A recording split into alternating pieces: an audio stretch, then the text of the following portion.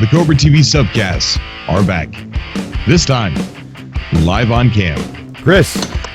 Hey, Cobra. How you doing, buddy? Man, if I was doing better, I'd be finer than frog here and split 4 ways. That's awesome, dude. The Cobra TV Subcasts, the show on YouTube where you get a voice.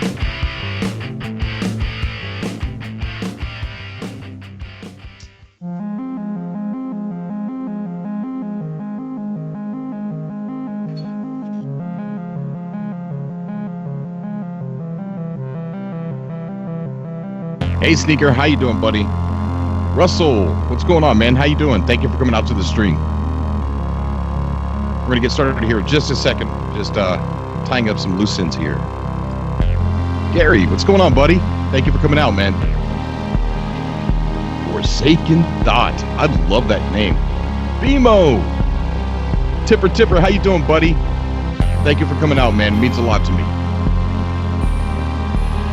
Natalie, what's going on? Thank you so much for coming out to the show. We're going to be getting started here in just a second, guys.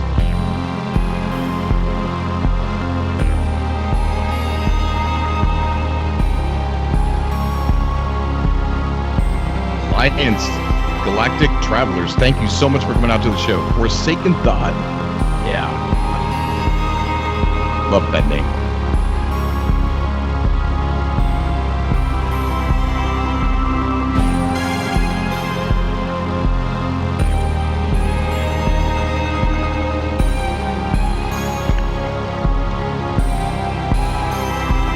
Ty, what's going on, buddy? Thank you for coming out to the show.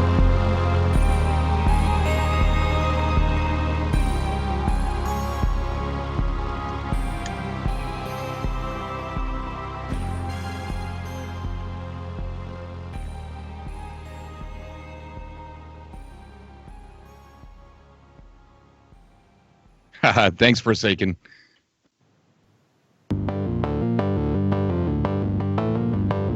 Oh, Bimo's run out of his monster. Gotta go get some energy drinks, man. Coffee.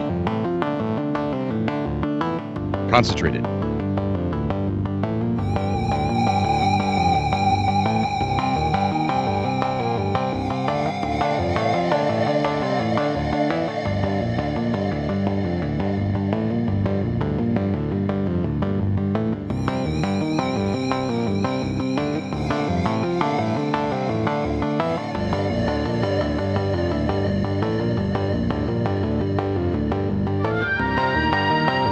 Thank you, Ty. It means a lot to me.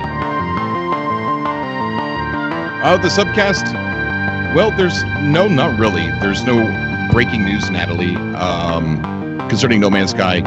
But feel free to come on the show, guys, and talk about whatever you want. Tell me what you're doing. There's a thing that I want to start doing. I'm going to talk about it later. It's about sharing your videos every place that I can. So if you're uploading No Man's Sky content, I would love to share it. So there's a post I did over on Facebook. So if you guys aren't following me on Facebook, just go on over there and add me as a friend.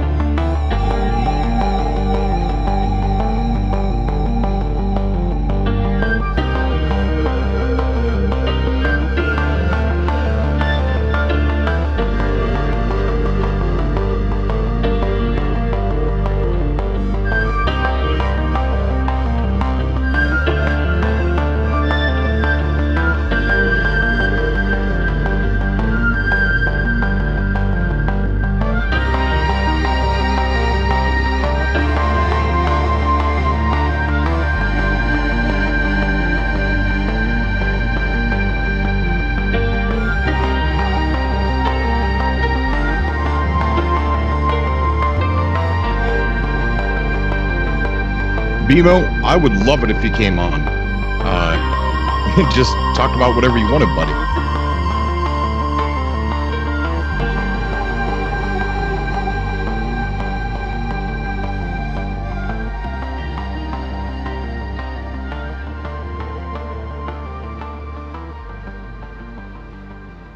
That's right, Forsaken. The topics will flow.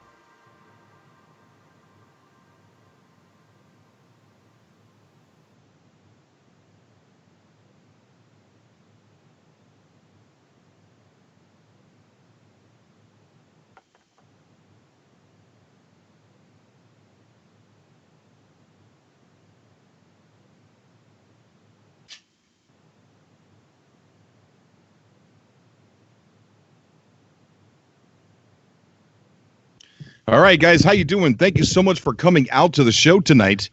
And we're going to be doing a subcast. So if you want to get on, just add me on Skype. The info's down below. It's lpoly1622. And get on the show. Today, there's a couple things I want to share with you guys. Not really important things, but I would love to hear what you're doing in No Man's Sky. So if you'd like to come on the show, talk about that. And you could also talk about another game if you like. But we got that. We also have Iceman Third ID. You there, buddy? Yeah, I'm here, Cobra. All right, awesome. Now I'm bringing some co-hosts onto the subcast with me as much as I can. And Iceman is one of them. And also Aaron Snow, who cannot be with us tonight, is going to be coming on the show as well. Not tonight, but he's going to be one of the normal people that are going to be on with me, a co-host. So if I'm going to put Iceman's link and the final video when this gets uploaded, but he uploads No Man's Sky content, and he's got something really cool that he's working on designing for his channel. And a little bit later, we're going to talk about that, Iceman. Okay. But if you'd like to come on the show, Dave Hopper's calling in, so I'm going to go ahead and add him. Possibly. Well, you know what? Chris, let's go ahead and talk about that now. What are you planning for your channel?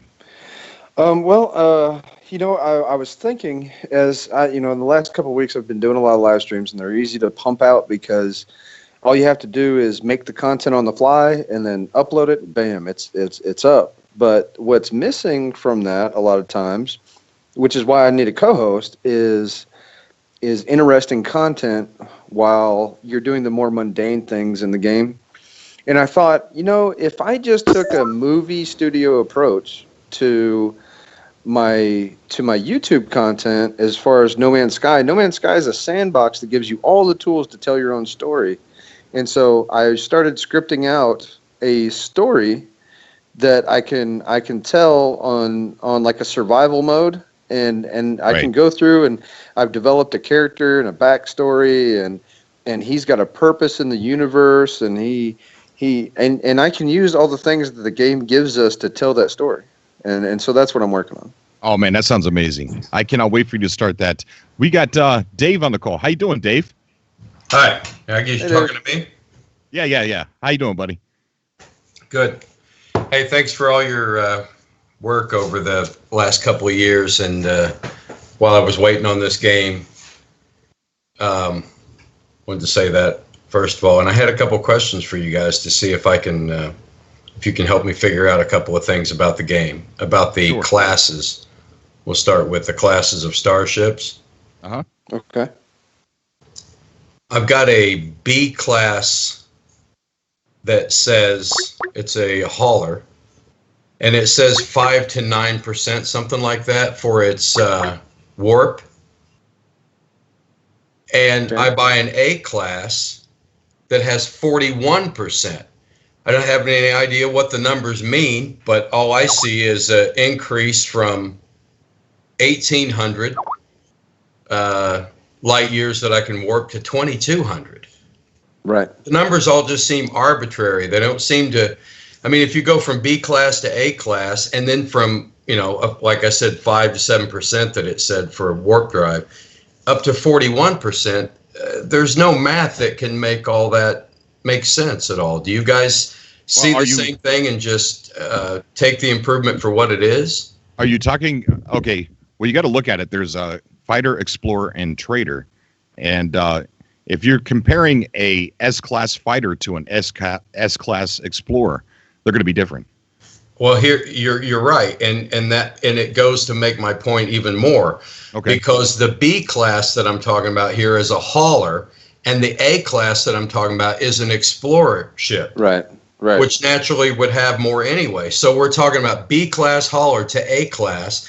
We're talking about 5 to 9%. I don't remember what that number was, up to 41% for the Explorer ship. Right. And the result is I could warp 1800 and now I can warp 22. Really not a big deal and not worth buying the A class and then going all 4 levels with the warp drive just to get that little bit. So still a great game, but little things like that leave me wondering if there's something about it that I'm missing. I think that that where it becomes important, right, is like I just took a trip to the hub, right, and I kept my pre-Pathfinder ship, right, before they had classes and everything, and so I had no plus percentage to my warp drive, so I had all the way upgraded warp drives, and I can only warp about 1,634 light years, right?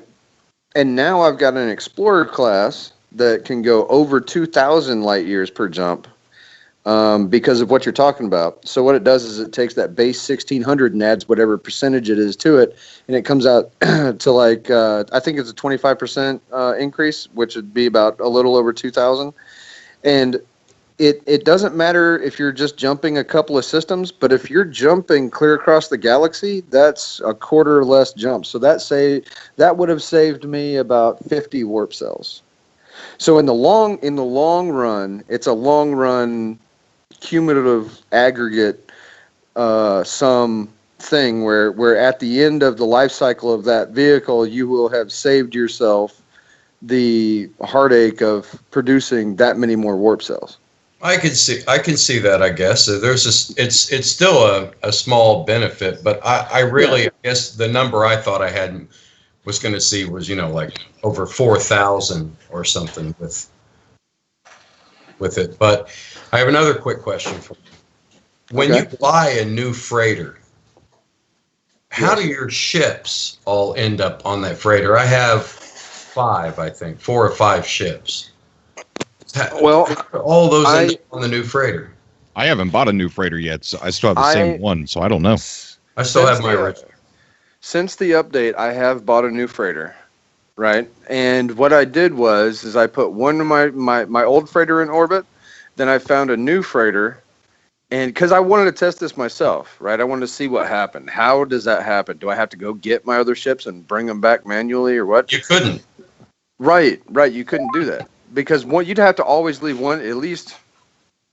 No, you'd have to leave all your ships. Like, you just have to take one of your best ships, I guess, if you're going to do it that way. But what happens is when you buy your new freighter, all of your freighter-based things transfer over to the new little storage area for materials, right? Just like you would a habitable base on a planet. It happens the same way. And then all your ships should. I've heard that there are some bugs with it. Yeah, I've heard that there are some bugs with it. I'm not taking the chance. Right, exactly. Well, I didn't know that, and I just took the chance, and all my ships came over. So, all my ships just appeared there in my new freighter. And I went back to my old freighter, and the same captain is still there, but none of my ships and none of my base is there, and it's all in my new ship. Cool. So that's how it worked for me anyway. And like I said, I've heard that there are some bugs and that some people have lost some ships. So it could be a gamble, but I haven't heard too many people having a problem with it. But I don't know how many people have bought a freighter since the new update either. I have. Hey, BMO. Okay. What's going on, buddy? BMO. How you doing? Hello. I appeared out of nowhere. Yes. Thank you so much for coming on the From show, the shadows. Thank you for having me. Oh, it's a pleasure. It's a pleasure. It's been so long. It has, man. What, a year? Yeah, pretty much. Awesome. After going to college and stuff. Oh, it sucks. Yeah, I've not purchased a second freighter yet. I still have the first one that I have purchased. I don't know how that works. Now, can I stick around here? Can I stick around here for the duration? Yes, you can. Sure. Okay, cool. I tell you what was an epic moment for me was when I had both my old freighter and my new freighter parked next to one another. in the same system, because you can only do that once. Once you warp out of that system, your old freighter's gone forever. Like, you're never going to see it again unless you go back to the system that you found it in. So I decided to take some pictures of it, and I've got both my freighters sitting in orbit on the same planet. And it was really neat looking. Wow, that sounds amazing. Yeah. So if you guys are listening right now, this is also going to be re-uploaded tomorrow with better audio. The Skype recording, it just from my end is horrible. So I'm going to re-upload this tomorrow with better voice audio. So if you see this, it's not an entirely new video. It's just going to be this whole video re-uploaded, not live. Nolan's in the chat. How you doing, Nolan? Wow, I've known Nolan for 4 years, maybe. I'm literally destroying it. Hello. Sneaker, what's going on, bud? Hello, how are you doing? I'm doing good. We were just talking about freighters and how it works when you buy a new freighter. Do your ships just appear in it? Oh, I don't know. I don't have a freighter. Oh, you don't have a freighter yet? I'm a poor No Man's Sky player. Oh, that's all right, man. It's okay. Just go after them pirates. So what? We're probably through the halfway mark on our next update. What are you guys wanting out of another update? The ability to pilot your freighter, Yes. not in the way that you fly your regular ship, in that like you jump in it and you fly it around. More in that you can warp it to different stars while you're in it. If you know what I mean? Yeah. It warps anyway. It might as well do it. Exactly. I think it's actually going to be in the next update or another one because of what the data miners found. Some text inside the game files that says freighter warp initiated.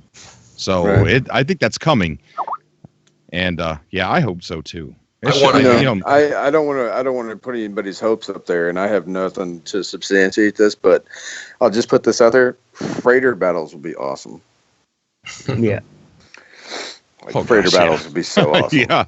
Like Oh, where man. you could actually pilot your freighter from the inside and like fight another freighter, like broadside lob like volleys of weapons at another freighter and see who dies first. That'd be fun.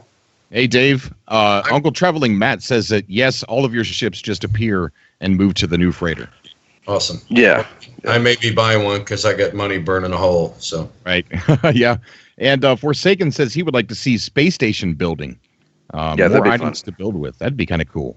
I want to see limits increased at my base. I'm tired of being told limit reached, and I have to go Yeah. delete something, even if it's Yeah. just a light fixture or something, Right. so that I can Right. add one more of something.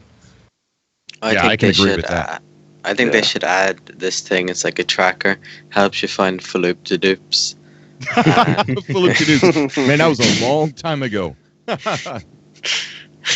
I got a question for everybody to see if anybody has seen anything like this when you're at your base and you're getting ready to warp to one of the base stations that you've been at. So when you walk up to it, the terminus, you get 4 choices, right? One of my choices stays there. No matter how many systems I visit, it stays there. And it's not my base, it's from a previous base. It's about 60,000 light years away. And it stays on the list even though I don't visit it. I visited dozens, and there it is. So a couple days ago, I checked it out just for distance, and it was 57,000 light years that I was warping back to go back to my my second base planet. Wow. I'm now on a third one, so That's odd. I've never noticed that. Of course, I don't use it very much either. I wondered if it's Yeah, a I don't glitch. use the terminus that often. I wonder if it's a glitch. It could be. There's a lot of stuff where I wonder that, like the whole discovery system is kind of glitchy, where things will pop, in and out, and the base building system is kind of glitchy, where people have built the same place, built bases on the same place, and it's a kind of like a roll of the dice whose base shows up, stuff like that. Wow. Yeah. So there's some definite coding to be done on that end, on the back end of I don't know whatever produces player generated reality in the game. There's some coding to be done there. Yeah, I have found some weird discoveries. Like the other day, I was looking around planet systems and I found one called Pat's Mother's Butt. So I sent the message to the guy who named it that, and I was like, very mature. Oh, we got Aaron on the call. How you doing, buddy? Good. How you guys doing, man? We're doing good. We're doing good. Well, at least I am. Are you guys doing good? No. Yeah. I'm good. Bevo's like, no. Somebody said no. Yeah, that was Iceman. Oh, God. What brings you on the show, Aaron? No Man's Sky, obviously. Awesome. What are you doing in No Man's Sky currently? Are you going to the hub? Are you building, or what are you doing? Right now I'm out by the Pilgrim Star. I don't know that I'll actually go to it, but that's where I currently am right now. Awesome. Yeah, I heard since the Foundation update, I heard that the actual planet, it's still there, but it's changed. It's a different planet. Yeah, I'm more interested in the hub, and eventually I'll get there, but I'm not in any real hurry. If you use the black hole trick, you can get there pretty quick. Yeah, but I don't know. I honestly have not used one black hole to this point. I have not either. Yeah. And listen to this, guys. I have killed one sentinel. What? Wow. The What? whole time. That's One that's second. impressive. Look at this And guy. the reason I killed him is because they made me do it. It was part of Right. it was part of getting some Oh yeah. pugnium or something. Yeah, Right. They Yeah. made me do it. I've killed one. I made up my mind. Initiation to the I was cult. just going to avoid them. Robot lover. Yeah. If I land Besides the on Sentinels. a planet that says hostile sentinels, I get right back in my ship and I'm gone. Oh yeah, I do the same thing. I'm not staying here. Wow. One sentinel, and they made me do it. And they made. How many alien wildlife Wait a guys minute. have you killed? I have to take that back because at my base one time, one got right up in my face and I shot him. So I've killed two. I've killed two. But the first one, they made me do it. The second one, he got in my face. So. But I Okay. can tell you this: So I've killed more pirates than I have sentinels. I know that. Like I've literally killed like probably 250 pirates and only about 60 sentinels. I have yet to use a nanite. Yeah, I don't need them them. Really? Yeah. I do not need them Why is that? because I there's nothing I can use them for. And when I go to the base to buy something, the weapons that I have that can be upgraded are fully upgraded. The Right. weapons that they offer me upgrades for, I don't have those weapons. So Right. I bought one of the upgrades with, I take it back again. Here I am going back. I did spend some nanites to buy an upgrade, but it didn't work because I didn't have the initial weapon. Right. And I've yet to find the weapons, and I don't need them because they just take up more spaces, and my weapons are badass anyway. So, Right. I'm in the same boat with you. are you? I think that's more for and I'm about to find this out, but I think that's more for people who are just kind of starting the game. You know, I think so too. they're really kind of reworking the experience all the way from the beginning. And so, like with my new series, I think that that's going to be a thing of me figuring out, like, okay, so this is how the game plays now. Because just like you, I was all the way upgraded when the patch came out. I was ready. Like, I'm okay. The next patch is coming out. I'm ready. You know. Yeah. And so everything I got, you know, my suit's upgraded, my ship's upgraded, my freighters. You know, it's just. So by the time that it came out, I'm in the same boat you are. Yeah. I really quick. People have been sending me some things here lately, and I kind of want to say thank you. The No Man's Sky ship that you see sitting right there on the counter, on the front here, was sent to me by Styles, and I just wanted to thank him for sending that to me. And the book here is an actual autographed book from all the members at Hello Games, and I never really officially thanked them, so I want to say thank you. Wow. Also. Awesome. Wow, that's cool. There is another No Man's Sky ship that Lorian had sent me. She sent me this as well, and I just wanted to thank her. And behind me is also the vinyl records. There you go. And well, it's behind me. If I move it, everything's going to fall. And I just wanted to thank her for also sending that to me. And Planet Nomads is sending me a bunch of stuff too as well. And if you guys are watching, which they do watch this show, I want to say thank you. So I'm sorry I had to take that. I never officially thanked anybody for sending me stuff, and I really appreciate it from the bottom of my heart. Also, another thing that I want to talk about is I'm going to be sharing everybody's No Man's Sky gameplays through my website, my blog, not ExploreNMS.com, but CobraTVGNN.com. And also, I'm going to be making a playlist for the front of the YouTube channel here, and I'm going to link a lot of your stuff to that playlist. So if you're interested in getting on that playlist, please follow me on Facebook and just link me your YouTube channels, your videos that you want on there, and I'll get taken care of tonight or tomorrow. So I'm really excited about sharing everybody's Let's Plays and stuff like that. And the reason why is because you guys have been here some of you have been here for years, and I don't know any other way to say thank you except for saying thank you. But I also want to try and share as much of your stuff as I can. That's awesome. We've enjoyed the ride, Cobra. Yes, Yeah, it's not over. Indeed. It's not over. No. That's for damn sure. I think NMS is going to be here for, at least this community will probably be here for quite a while. Yeah, Right. it's a We have nice that. little community. Look how long Minecraft has been around and how strong it is currently. But then you got Hello Labs, the umbrella company that Hello Games have created, and who knows what's going to come out of that. So it's going to be an interesting rest of the ride. I check YouTube every day, just about, for it seems like 2 years, just looking for a morsel, just anything I can find out about the game. Yeah. I was hugely disappointed, like everybody else, when it came out, and it was I a fraction wasn't. of what it was supposed to be. But I never stopped playing it. There's been since release maybe 10 days that I haven't played it. Yeah. I'm just chugging away at it since the beginning, and it's a great game. I like it. I'm looking forward to what they can do with it.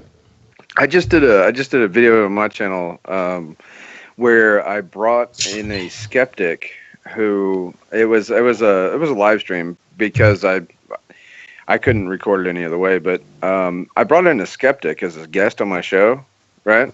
Because what tends to happen with a community like ours, because we're all No Man's Sky lovers. That's why we're here. We wouldn't have called in if we didn't all love No Man's Sky, right? So it becomes kind of a community where we all pat each other on the back for liking the same thing and go yeah, and we all kind of, it becomes this like echo chamber of positive affirmation, yeah.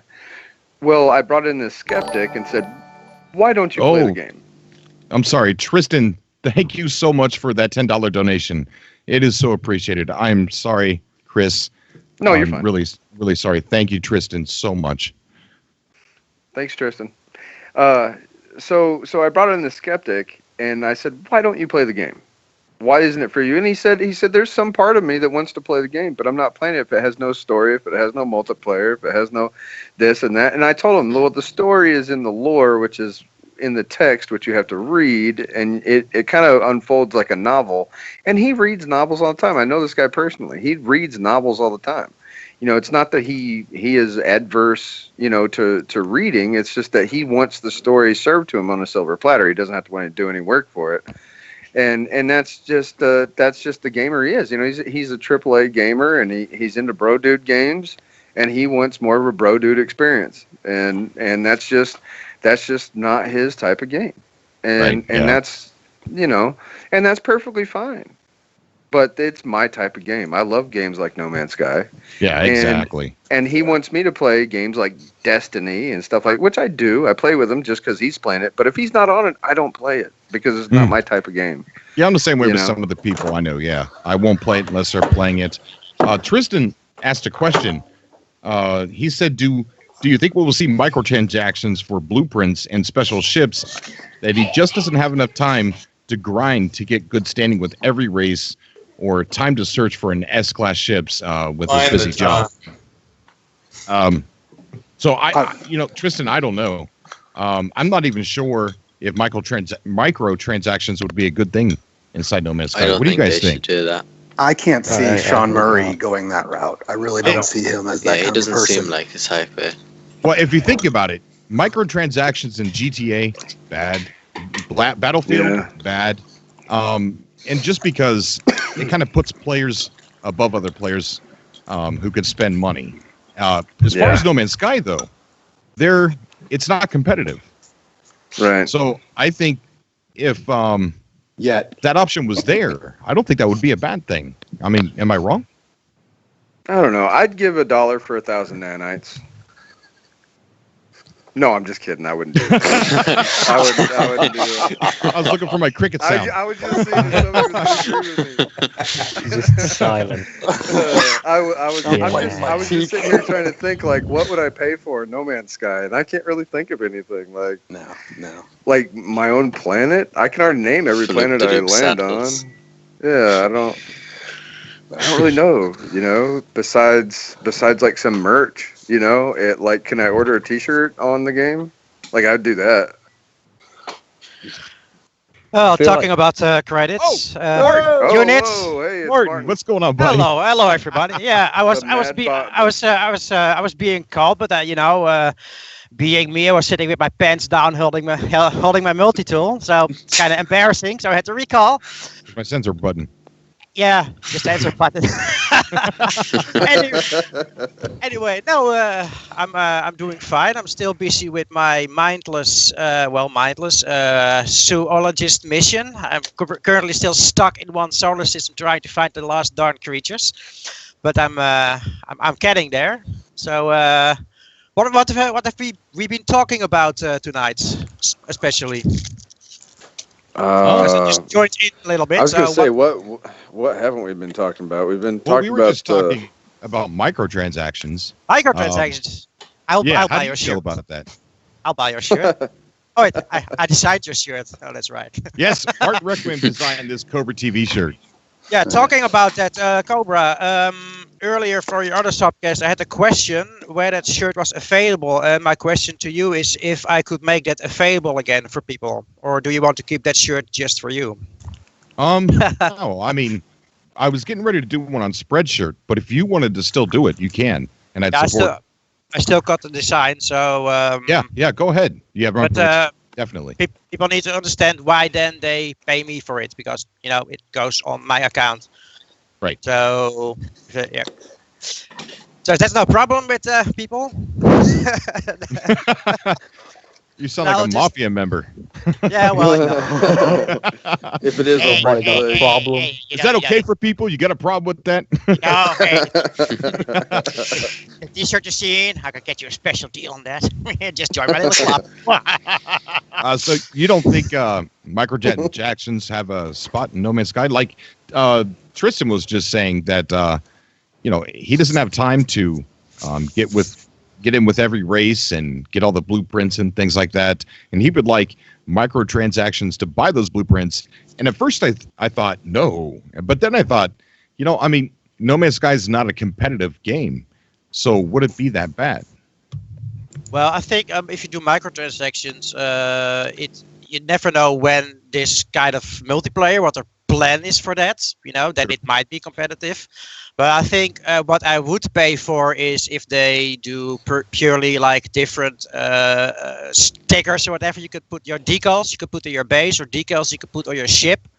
That kind of stuff. That kind of stuff I would pay for. That's no problem to me.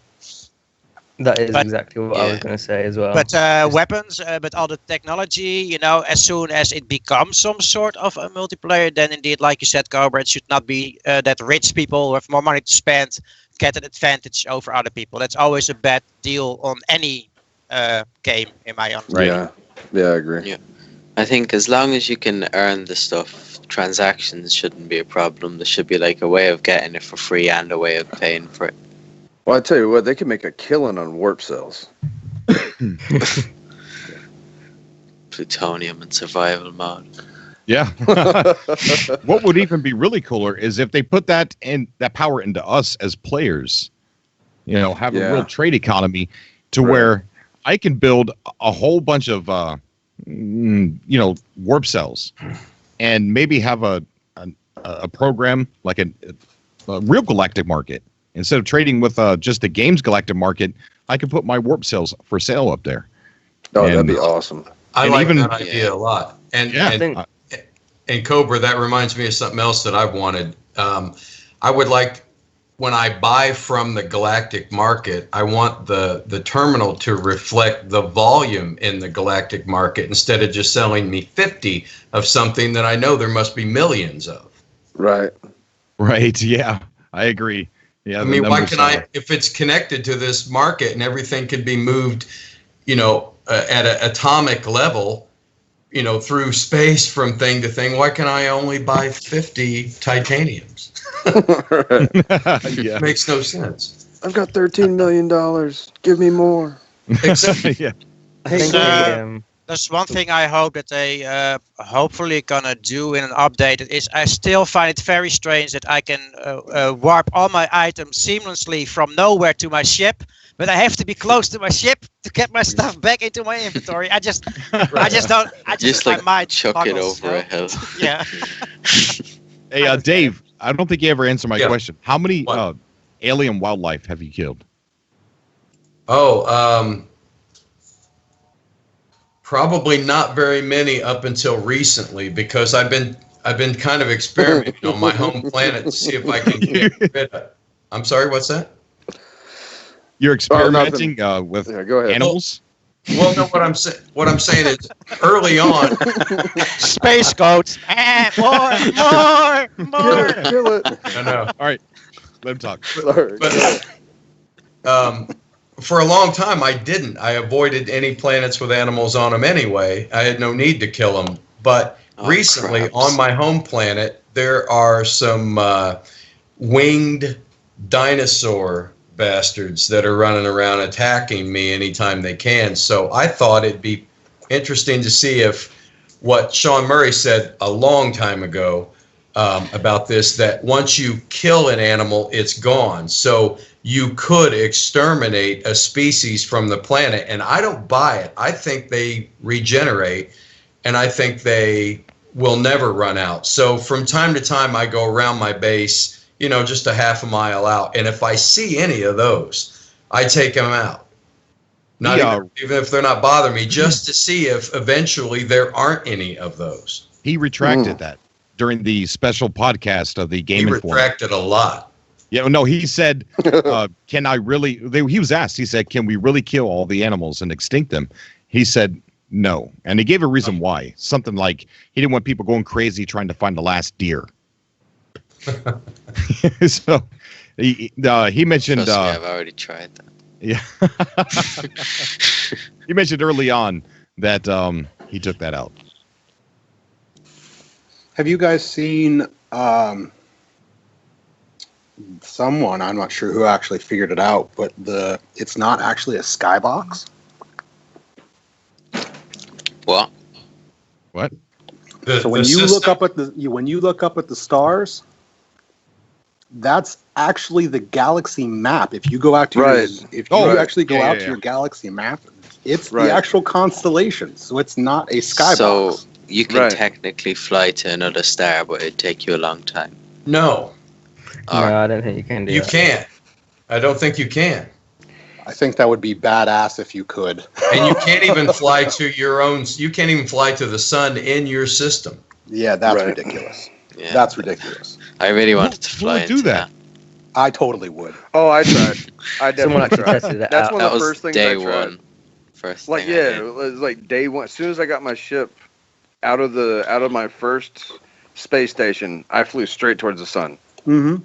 Yeah. It's the first thing I did, and my ship just freaking freaked out. I mean, yeah. If they implemented a system where they went back to where the planet's rotation actually rotated around the sun. Oh, awesome! And you could actually, because that was originally in there, but then Sean Murray took it out. Which the closer you're at with sun, I don't understand that. But then, if they implemented that whole system, then maybe actually you could fly around the sun, and then possibly out of your system and into the next system, which would be amazing journey. I mean, that would be an amazing journey in itself. Yeah. Just on your. I was wondering, with the old test build that they got on the Steam, where you can see that they're testing something called old test build. I wonder if that has anything to do with like the orbital planets. We've got Devin. How you doing, buddy? Well, it's good, man. Thanks for having me back on, Cobra. Yeah, definitely, man. It's a pleasure to have you on. I'll be back in a moment. Okay, Dave. So I was talking about the old test build, and I wonder what's in that. If that could be too. orbital planets or something else. Do you think that the old test build could be?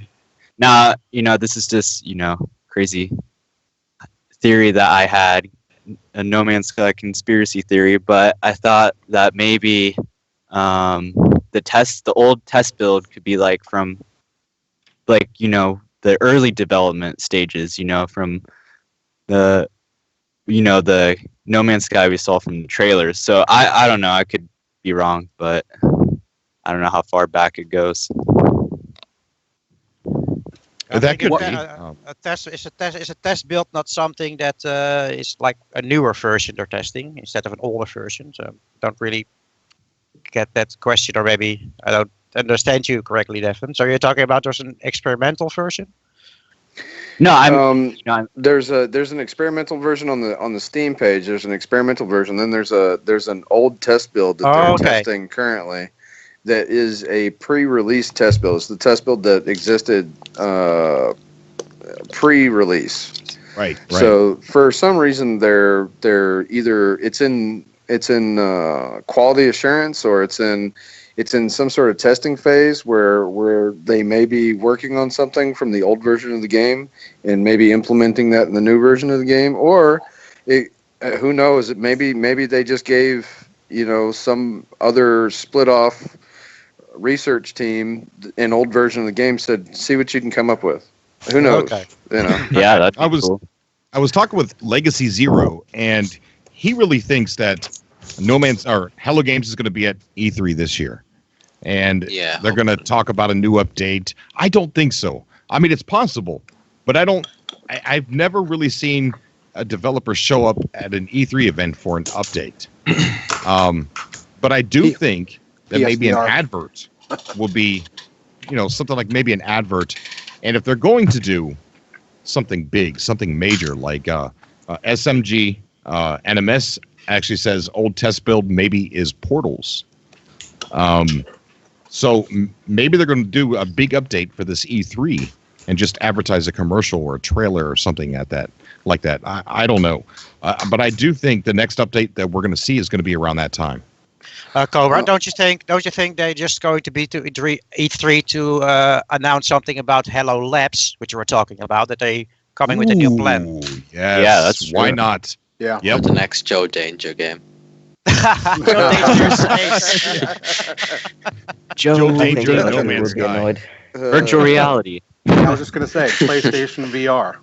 Oh yeah. Yeah. Maybe. Ooh. Oh yeah. Cobra, do you have VR? No, I don't. So have you ever tried it? I have, and I love it. I haven't picked it up. I had one chance to pick it up, and I paid for it. And the reason why is because GameStop told me that it was going to be compatible with No Man's Sky, and they were told that by a Sony rep. Right? Yeah. So they called me. They called me, and I'm like, hello? I'm like, yeah, just want to let you know. We just talked with our Sony rep, and No Man's Sky is going to be compatible with VR. I'm like, gotta make a video. So I did, and I shouldn't have, and I did, and they made a butt out of myself. Oh, I remember Such Yeah, is I the do circle remember of that. life. You were misled. So Yeah, when I contacted Sony and asked them, they told me no. So this was like a couple weeks after this all happened. So I walked back into GameStop, and I got my money back, and I canceled my pre-order for it. So I haven't had another chance to get it. It's PlayStation VR. I don't like it. Damn, and I hate PlayStation VR.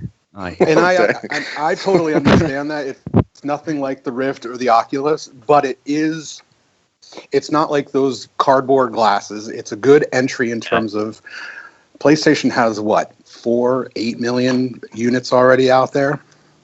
And it's a great entry in terms of being able to play VR. With No Man's Sky, I'd have that just be dude, what are you talking mind about? blowing. Yeah. Take my money. Just take Hey, my do you money. guys think that the Nintendo Switch will have a port for No Man's Sky? No. No, it's not gonna happen. What? You know what? I don't know. I don't think so. I mean, especially since Xbox didn't get it. With No Man's Sky, I'd have that just be What are you talking mind about? blowing. Take my money. How's it feel to hear you guys? Hear yourself, guys. It's scary. I'm scary. Yeah, somebody got us on their TV or something. Inception. It's not gonna Yeah. So I mean, Ron, how you doing, Ron? with No Man's Sky, Ron, wow, Somebody's Ron. voice. that was buddy. entertaining. Can you beat the stream, buddy? Yep, I just did. Thanks. All right, awesome. How you doing, man? If anybody doesn't know who Ron Scoville is, you should, because this guy is working some really tough puzzles on No Man's Sky. We had him on the podcast a while back, and he's been hard at work in a Facebook group, a secret Facebook group. And how you doing, Ron? I'm doing good. That's good. That's good. Comment on something I heard. There's two on the guy who's talking about the constellations being kind of visible in the star map. Yep. Actually, it's true, and it comes from it's in two sources in the game, but they're both from different puzzles in the game. There's a star map that you actually find in the game, and in one of the puzzles, and it happens to be a location that you use to navigate to other points of interest in the game. So just on that. The other thing on E3, one of the reasons why you guys keep forgetting that they may be at E3 is to announce an Xbox port. I think Sony will have trapped them too much in the You have to remember, they got Microsoft. PS4 having it only. What they did, they had it for a whole year. I think you just blew everybody's mind. I think that's what just happened. Yeah. It would be a one year I exclusive. could see that. Just like Mass Effect. So if that's the only reason to go and do it. Yeah. And remember, Microsoft gave Hello Games some money when they had the flood, so it's possible they just probably had a 1 year exclusive. Didn't they turn down that money? Well, it wouldn't matter. It's still, if you have a PC version, once you have PC, you're 2 steps away from making an Xbox port. Right. And that's true. Then maybe Nintendo Switch too. You're open on that, huh? That could even happen, but I wouldn't be surprised if that's what it is. Yeah, what I'm actually hoping is that for That's my PlayStation Bros, they finally get modding support. Because there are a lot of people who like to try some mods for the game, and I would love PlayStation that. is simply. I'm just gonna do one little shout out to Nadine, who made the Remains mod, which I'm currently using, and that mod is awesome. She made a lot of skeletons you can find in the game, and it's just like it belongs in the game. It's very awesome, and I think she just should get a job at Hello Games. This is my opinion. Oh, wow. So, shout out for you, Natalie. Shout out to Natalie. All right. That's amazing. She's doing the mods? Some of them? Yeah, she gets some help from people with coding, but she designs all the 3D stuff she puts into the game. So that's really this is wonderful. And I've got posted in the Cobra TV Facebook group. I posted about it, a link. So if you're on PC, you should visit that mod because it's just awesome to see a big giant skeleton somewhere laying around. I bet. What the heck? Yep. Yeah. So what I'm gonna wind up doing is put up a poll. There's like 40 something puzzles, and put up a poll, see what people want to actually kind of see, and just make them available. You've found 40 different puzzles? Yeah. And these aren't like the. Yeah, Ron's found some pretty cool stuff. Oh yeah, these he has. These are not like the you find a terminal and then figure out the numbers puzzles. These are actual like Sean Murray topographical, puzzles. yeah, like location time puzzles. Yeah, there are things that are in the game that are purposely put in the game for you to figure out.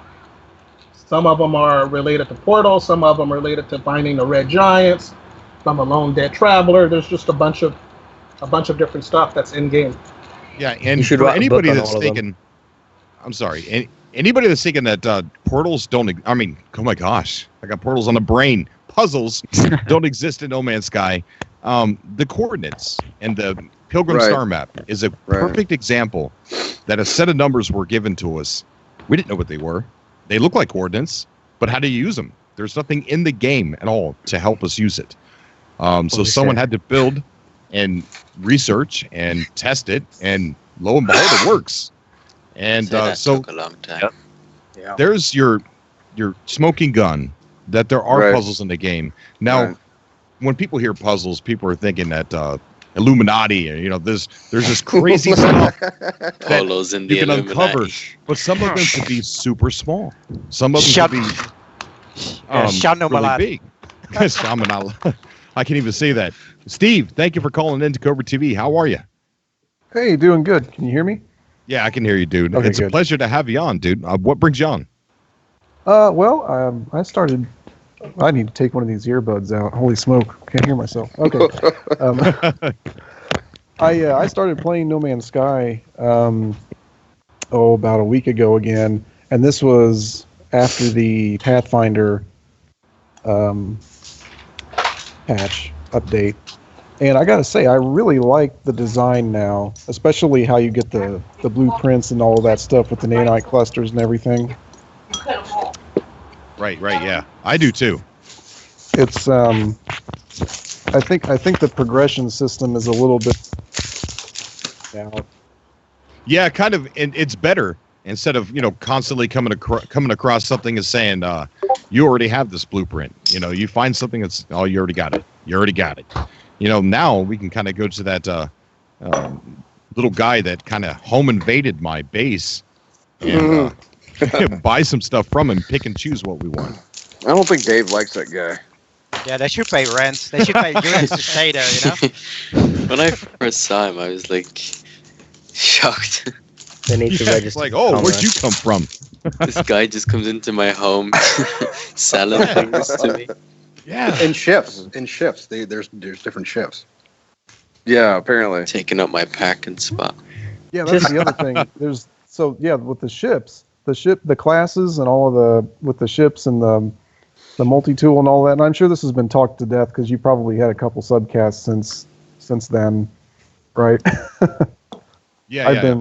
I've been away from it for a while, but trying to come back to it. Well, there's a lot of people coming back to it. Yeah. And what's crazy is that Hello Games said that the Foundation update and the Pathfinder update were small updates. Yeah. So, this next update might be one of their first big updates. Well, that would blow my mind. I'm wondering which really direction they're going to go with this game because, it's. I talked to a lot of people about this game, and the complaint that's still out there is that, when you're trying to explore, there isn't enough variation in the terrain and the flora and fauna and all of that stuff. And with the updates that they have been putting in the game, it's almost as if they're trying to steer the game in more of a Minecraft direction than an exploration direction, because they haven't done anything with the procedural generation part yet. I mean, they have. There's been subtle changes to it, but nothing drastic. So my question. A lot, actually. I'm sorry. Go ahead. Well, I was just going to say my question is that there was the quote unquote foundation update, and that was supposed to set up a lot of stuff for the future. And yes, we had the Pathfinder, but I think that foundations update was a lot more than people think it was. That could be. Well, it did change the way. That was the one where then the planets were sort of reorganized so that each planet had its own special element or something. Like it's like if you go to a snow planet, it's going to have that Karazagen stuff or whatever, however you pronounce it, every time. What's that? Yeah, they reset the universe. Yeah. Well, I'm obviously with the minerals and whatnot like that. I mean, there's tons and tons of stuff that we can't do anything with yet. And think of the combinations. I mean, there's tons of stuff that we can't do anything with right now. Yeah, it's eventually gonna have to do something. Well, and there's still stuff out there that we haven't. There's still stuff out there that, we were finding, or at least I was finding before the Foundation update, like Radnox and Omegon and Callium and that stuff. And I can't find that anymore. What happened to that? You can buy it. You can't find sac venom anymore. Yeah, you can buy it. Sac venom, yeah, actually, I haven't seen that for a long time. Yeah, the sac venom and the albumin pearl. Now, I will say though, just today I found a planet and I scanned it, and it told me on top of having the Tamarium, it was a toxic planet. Yep. It also had albumin pearl. So, but I haven't found any yet. I just don't know where they are on the planet. Naturally, I tried looking in a cave, but I didn't see any there.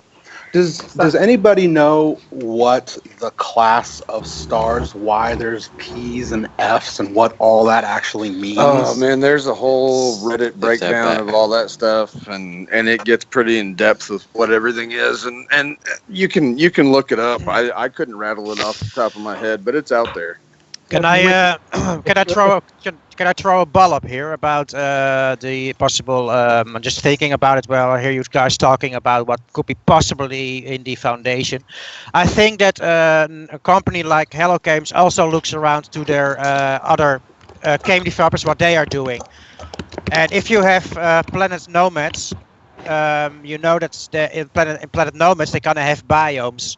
So they've been like developing for a long time now. So maybe they are working on something like that for No Man's Sky. You never know. You know, maybe they're gonna do a huge update where planets on the north and the south pole are colder and have more of an icy stuff and just have biomes in there. That would be amazing. Could be a possibility. I mean, Mario has said, it's just we create the sandbox and we can expand from that. So, and they've been working for a long time. And like what you guys said about that, it looks all the same. Cobra tried to interrupt there, and he's right. It did change a lot. If you go, if you can remember the old game and then play it now, it has updated a lot. The environment looks much better. There's much more variation. So who knows? They're gonna build more on that, and I hope to see somewhere in the future they have the technology to make actual biomes on one single planet. If they built biomes, that would give you a reason to actually explore a planet more instead of just landing once. You would actually have to move around the planet. That would be really tough to accomplish. It was hard enough for them to get to get all the planets in there with just one biome. I can't imagine what it would take to split it up on each planet. That's something that I've noticed about this game. It's kind of this is a very counterintuitive game design, and so I think what we've been seeing as far as them adding in building and freighters and all that stuff, I think we've been seeing kind of the low hanging fruit that they've been able to put into the game kind of quickly, and I think that actually changing the algorithm or the procedural the procedural magic of the game is really the hard part, because it changes the entire game, and that's what takes the longest. And I think that's kind of the meat of progression. And obviously them working on the story too.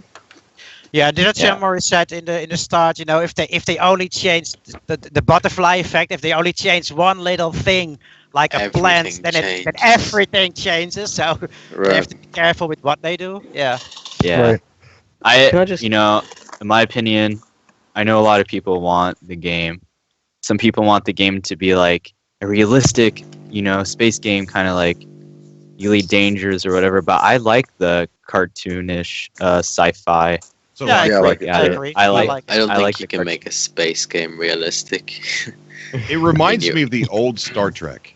Yeah, You know, me the- too. The William original Shatner. series. That's Yeah, why I that's love what it so reminds much. me of. 'Cause, Yeah, me Funny too. you Yeah. say that. I got that on my TV right now, but it's paused. Oh, I was cool. watching an episode of that. I was probably going to fall Reminds me of- asleep to it until I saw that there was a subcast going on. Yeah, every Friday at 9 p.m. Eastern Standard Time, I'm going to do it. I don't care what's going on. I'm going to stop, drop, and stream. Okay. I have a question for everybody, if you got a second. Sure. Tearing up the land with the land disruptor, making big holes, and Yeah. Oh, I've talking about noticed the that plasma no launcher? matter how much of that you do, when you come back, it's sort of not back the way it was, but a distorted, sort of translucent version of what it was, where you can see the mountain, then you step to the right and it disappears. Have you guys seen that same sort of glitchiness? Yeah. Yeah, but I've also had- there's some fun stuff with that. If you do that near your base inside a mountain and you shoot like a big hallway, then you walk away, you come back, it's full of these little plants. You have to shoot for those battery. What's it called again? It just crawls back into that hole you just created. So that's a handy way right. to make your own iron mine. Ooh, I've actually done nice little that. trick I've there, actually Martin. done that, yeah. Yeah. That works, actually. Works. Yeah. I've got a bit of a I had that. I had a base once on my old save file, and there was a big old mountain of what was that called? Stuff called rubium or rubum, Yep. Yeah. like that. Yep. And that stuff's worth a lot, as I recall, almost as much as emerald, if not more. I can't remember what it was worth, but it was worth a lot. I was like, great, I'm gonna mine this. I came back later, and it had regenerated, and I'm like, well, this is like infinite money. Nice. Except the game had been reduced to me just standing there with the mining laser, so I didn't want to do that. So Yeah. I was hoping that Antrium would regrow. When I my second base, I landed or set it up next to a big plot of iron and Antrium. Or not? Do I have that name right? The little yellow plant that glows. Yeah. Atrium, yeah. Right. Atrium. You need And a I lot of was that. hoping that when I took that out, that it would regrow, and it really never did. It was Oh, just man. gone. That stuff is all over the place, though. Yeah, right. you Oh find- yeah, yeah. everywhere. Find the And I iron. don't need it now. So Well, I learned from my first save that if you find it and you haven't made too many things on your base, and you need a lot of those voltaic cells or whatever. And I immediately knew, okay, if I find this, I'm going to mine it for a while because I know I'm going to need a lot of it later. Because it takes 50 of those things to make one of those cells, where it ought to just take 25. I don't know what they were it's too thinking. bad we can't grow them.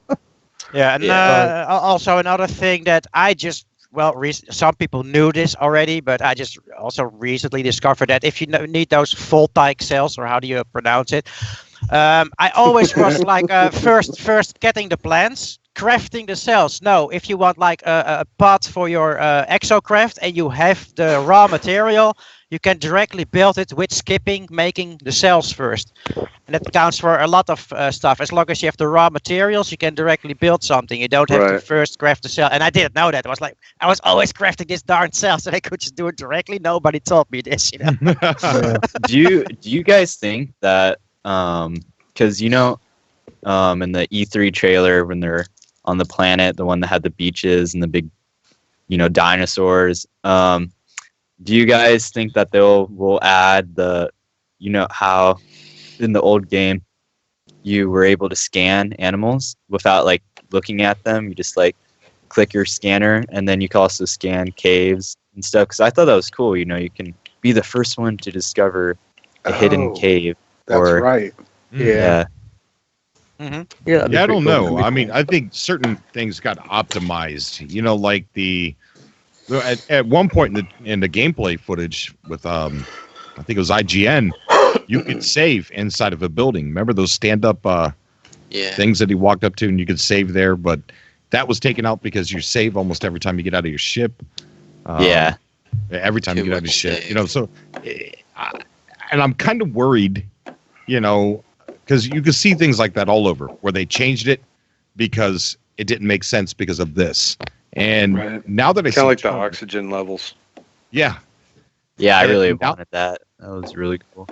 Now that I see Dune Terminus, sound with sandworms. I wonder because somebody has saw a sandworm before though. No. No. Yeah, it's very rare. But I don't know what YouTube channel, but it exists. Are we making fun of that guy that was on Facebook the other day, and he's like, "Well, there's no sandworms in this game. I'm out. That's it. I'm done with it." And I just told him, man, you might as well. He says, I'm going to give it to the end of 2017, and I'm like, dude, you might as well return the game right now. Just go take it back right now, because it's not going to be worth as much later in the year. You're not going to be happy with this because it's not. With Terminus existing, I don't know if that's the same thing with portals. Like the portals really aren't needed to transfer you to another planet. Maybe that's what they were for. I don't know, but or back Terminus, to your base. From anywhere you find one, it should go back to your base. That would be nice. That could work too. I wish you could place a base wherever you would want instead of just like finding. Hello. Hey, the kids want to play. Let the kids play. Come on. Well, I got to tell you, that's going to be me in October. So it's going to be another one of those. Speaking of the portals, Ron, how are we doing on that front? But actually, I was going to just say that's my 2-year-old nephew. There's a great mystery actually I'm sorry. There's a mind fart there. If you actually look at, there's an interview that actually I put up that Sean did, and it actually tells you what the portals actually are in the interview.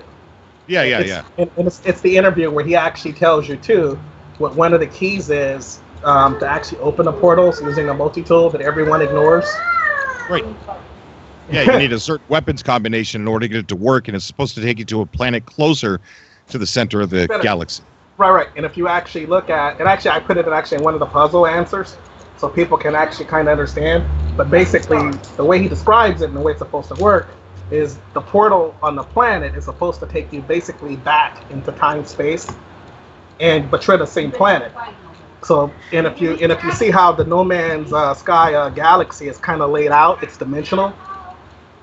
So the further you get to the start seed, that's supposed to be basically kind of like where Big Bang is. And so the further south you get, on the south side of center, you're basically coming back into it's like the future basically. It's the it's the fourth dimension. So what you're doing whenever you're going from galaxy to galaxy, it's really the same galaxy. You're just going back in time. Well, actually, when you're going back in galaxies, it's a simulation.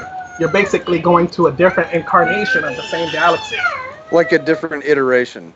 Yeah, and the reason why is because if you follow closely, if you look at the maps, the way the maps are laid out and the way space is laid out, no one follows this stuff. I think I'm the only one who's seen it. You actually see the same star formations as you go to different areas of space. Right. And that's so you're saying it's a multiverse. Yeah, and that's intentional because there are clues there that you're supposed to use to, give you a quick example. In one of the puzzles, when you find the star map, you're supposed one of the ruins or whatever. Once you kind of understand what they are, you understand that certain ruins and certain monoliths align with different stars in space. So different constellations. And when you see one of the constellations and where it actually aligns to, one of them in particular, it ties into the puzzle on the back of Nada's Cape, which is Orion's Cape. So it's the Orion's belt is the X13. It's a patch on Nada's cape. It's a little gold patch on the right side of Nada's suit or whatever. Right when you see them on the anomaly. Right. But if you follow the puzzle and you understand what X13 is, X13 is Orion's Belt, and you use Orion's Belt to navigate yourself to 3 different stars, 3 different constellations in space. Hey, Cobra. Yeah. I love this guy. So this guy's awesome. He reminds me of like Mel Gibson on Conspiracy Theory. but it's true. It's actually I put up the actual star map so you can actually see it. So, but when you see the stars so when you see Orion's Belt, it's pretty noticeable, and the area is pretty clear when it's in space, right? And so when you actually follow the end of it, the 3 point stars that it guides you to, 3 of those answers are part of the Red Giants puzzle, which is the big You've clue. obviously put a lot more thought into this than some of us have. You're saying that I You can have like see. a clipboard in your room with No Man's Sky screenshot. So you're Okay, so saying if Sean- you look at the Sean in the sky, you chat. can actually see Orion's Belt? Yeah, I want to address what Sean's talking about in the chat here. He said that, you're wrong because it's all procedurally generated, but I want to say something to Sean that you can actually program procedural generation to create puzzles within a procedurally generated game.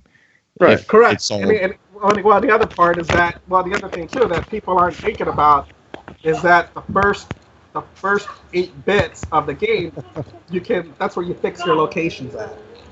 Yeah. So there's areas, there are things that are actually in the game that are kind of coded within the game that they're fixed. That's the whole point. Even right now, like the portals and the 3 planets, all of those are fixed locations that are still in the game. Interesting. I don't know, man. He's not buying it.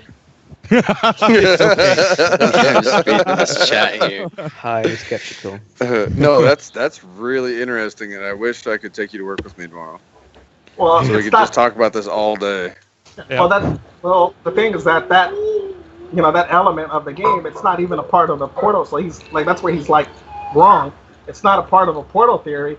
It's actually an answer in the game when you actually solve one of the other puzzles, and it's clear as that. That was why I put it up for Cobra to actually look at, like actually a couple of weeks ago. It's been sitting there, and it's one of the main easiest things to actually see. When you see it, breaks open a lot of the other pieces of the game. John, I think we've got our coming out to the stream, buddy. Still not really sure I follow what. Somebody's You're going to have to draw me a supposed to do. picture of that. I have a question that's completely different. Have you seen a scan appear on your ship, that a pirate scan, but then nothing happens? The scan completes and no one comes and there's no distress call. Yeah. That happens when sometimes it happens if you're too close to the atmosphere of a planet. That might happen. Because then you can just you are too close to the atmosphere where you can flee away. So sometimes you get scanned, nothing happens because you're too close to the atmosphere. That happens sometimes. It happens then and other times. It happens when you're just in space too. Yeah, I think what Because was I was wanting the pirates to attack. Just the other day this happened to me, and a message popped up saying that the scan had failed. It didn't say why. Now I was I've close seen to that too. I was close to the atmosphere of a planet, but I figured that was irrelevant because it gave me that message. Maybe One time when I was heading into my freighter, I saw that message. Sometimes if you Yeah, maybe the aliens just have a C-class ship. They have terrible stuff, terrible scanners. Well, It could probably be, if you're on your way to if you're too close to a space station or a freighter, yeah, it's probably gonna nix it. I was. Go ahead. Sorry. Oh, what would be cool is if it did that. I know it's probably not in the game and there's no evidence to say it is, but it would be cool if it was kind of like an Elite Dangerous where they scan to see if you've got any valuable resources. Because it seems kind of a bit weird if pirates attack you and I've got a couple of bits of iridium in my ship. Oh no, I'm so afraid to lose that. Yeah, It's kind of weird, yeah. Worthy stuff. I've noticed that. Sean in the chat, Ron, is saying something about activating the portals per race. Right, and if just what I just said, if you read the interview that Sean gave, he specifically tells you that there's 3 specific multi-tool combinations. Each one corresponds to a different race in the game, and they correspond specifically to basically to RGB, to colors. If you each particular race corresponds or has a particular color that's associated with it. And, yeah, I've noticed that recently. And so you have, and if you, there's a math piece of that actually gives you a particular geometric shape, and it's a particular color, and those particular geometric shapes and those colors correspond to the different races within No Man's Sky. And it's so I'm guessing that it has to do with the Euclidean shapes. Like Euclid was a mathematician that came up with color-coded shapes. I'm guessing that has something probably to do with Euclidean geometry. Yeah, I can actually I have it actually within, it's like it would take 2 seconds actually for Cobra to actually show you the image. But if you look at the image, one of them specifically gives you the layouts to how ruins and portals are laid out in a particular race. And that's like one of the easiest ways to kind of navigate and figure out how those layouts work. This dude is a genius, Cobra. I know he is, man. Dude, you know what has got to be the most frustrating thing for Hello Games right now? Is that none of us are smart enough to figure out any of this. Like, dang it, I thought our fans were smarter than this. Yes. No, they overestimated us by far. Yeah, by far, yeah. I'm way too stupid to figure any of this stuff out. We're dealing with Sean Murray, who talks to someone like Elon Musk. I mean, we're talking high level.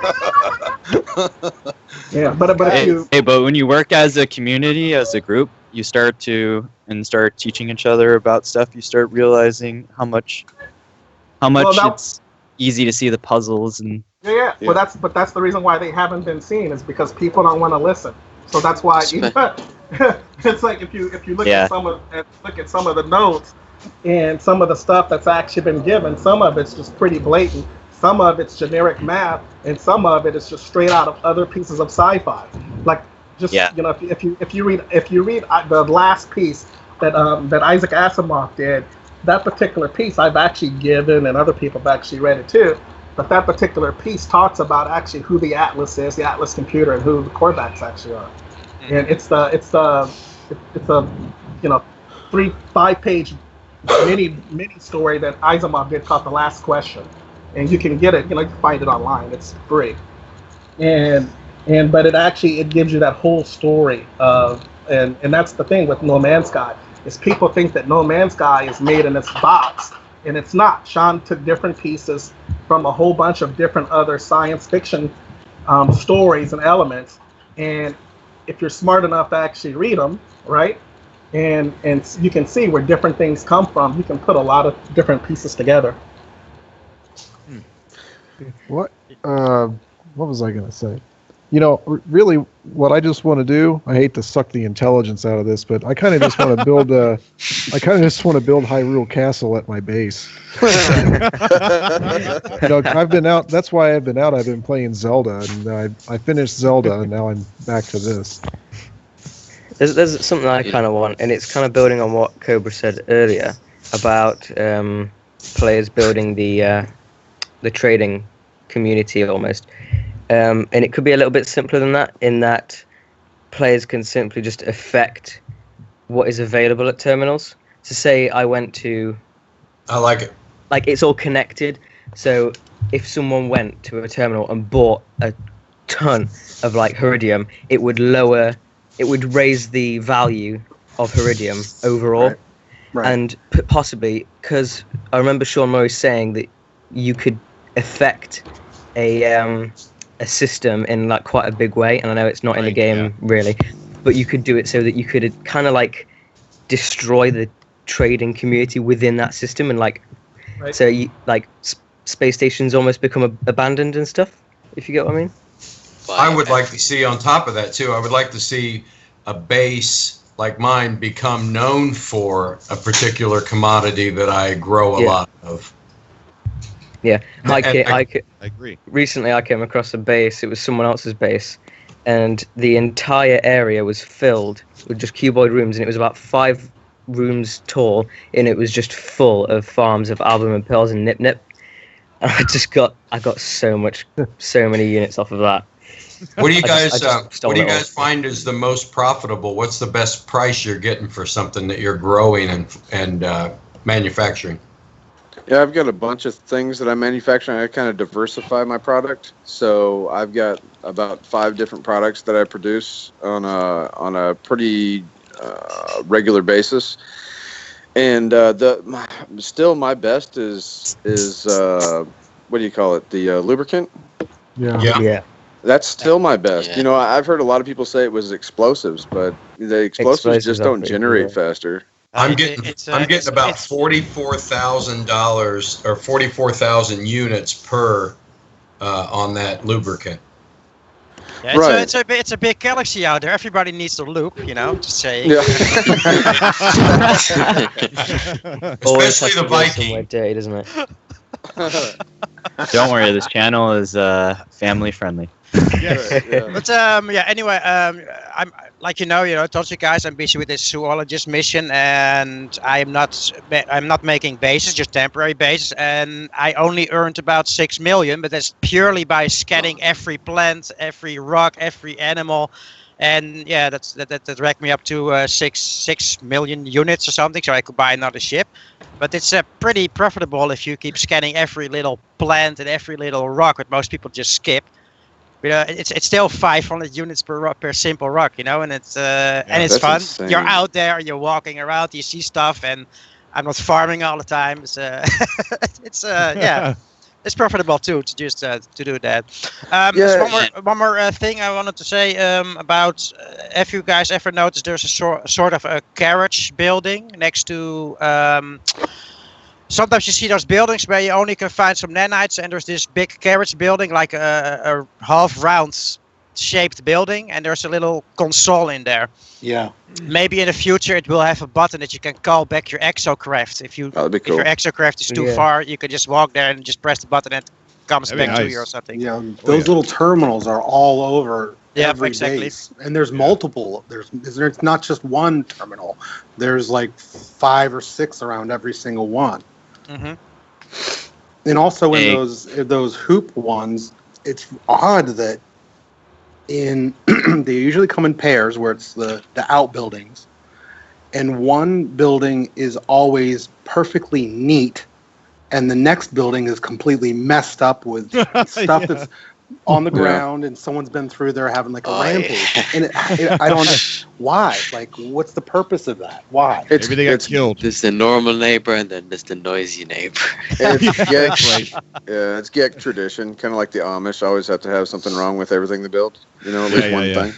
Did you guys see my mistake on my last video where I discarded all my plutonium? Yeah. Yeah. Yeah. Wow. Was that an accident? See more variety in the buildings. I'm getting tired of seeing the same things over and over again. I just want civilizations, like actually like inhabited planets, not just random outposts every now and then. The Gek has entered the Stone Age. Isn't there a mod where there's like cities and stuff? Yeah. There's that. some mods. Yeah, there's some mods to make cities and stuff. What would you guys say, since No Man's Sky is designed like a sci-fi novel of a book cover, and what would you say for DLC stories? Like they came out with a certain story campaign to play through with the Gek or the Viking or the Great War, to go back in time to be a part of that. I like I it. wonder how that would play. That would be pretty good. That'd be. I probably wouldn't take part in it, but I like it. And like you were saying earlier in the beginning, Cobra, about having where players can spend money to buy certain things. If they did that instead of because the reason why GTA does that is because part of the argument is because that's how they keep their DLCs free.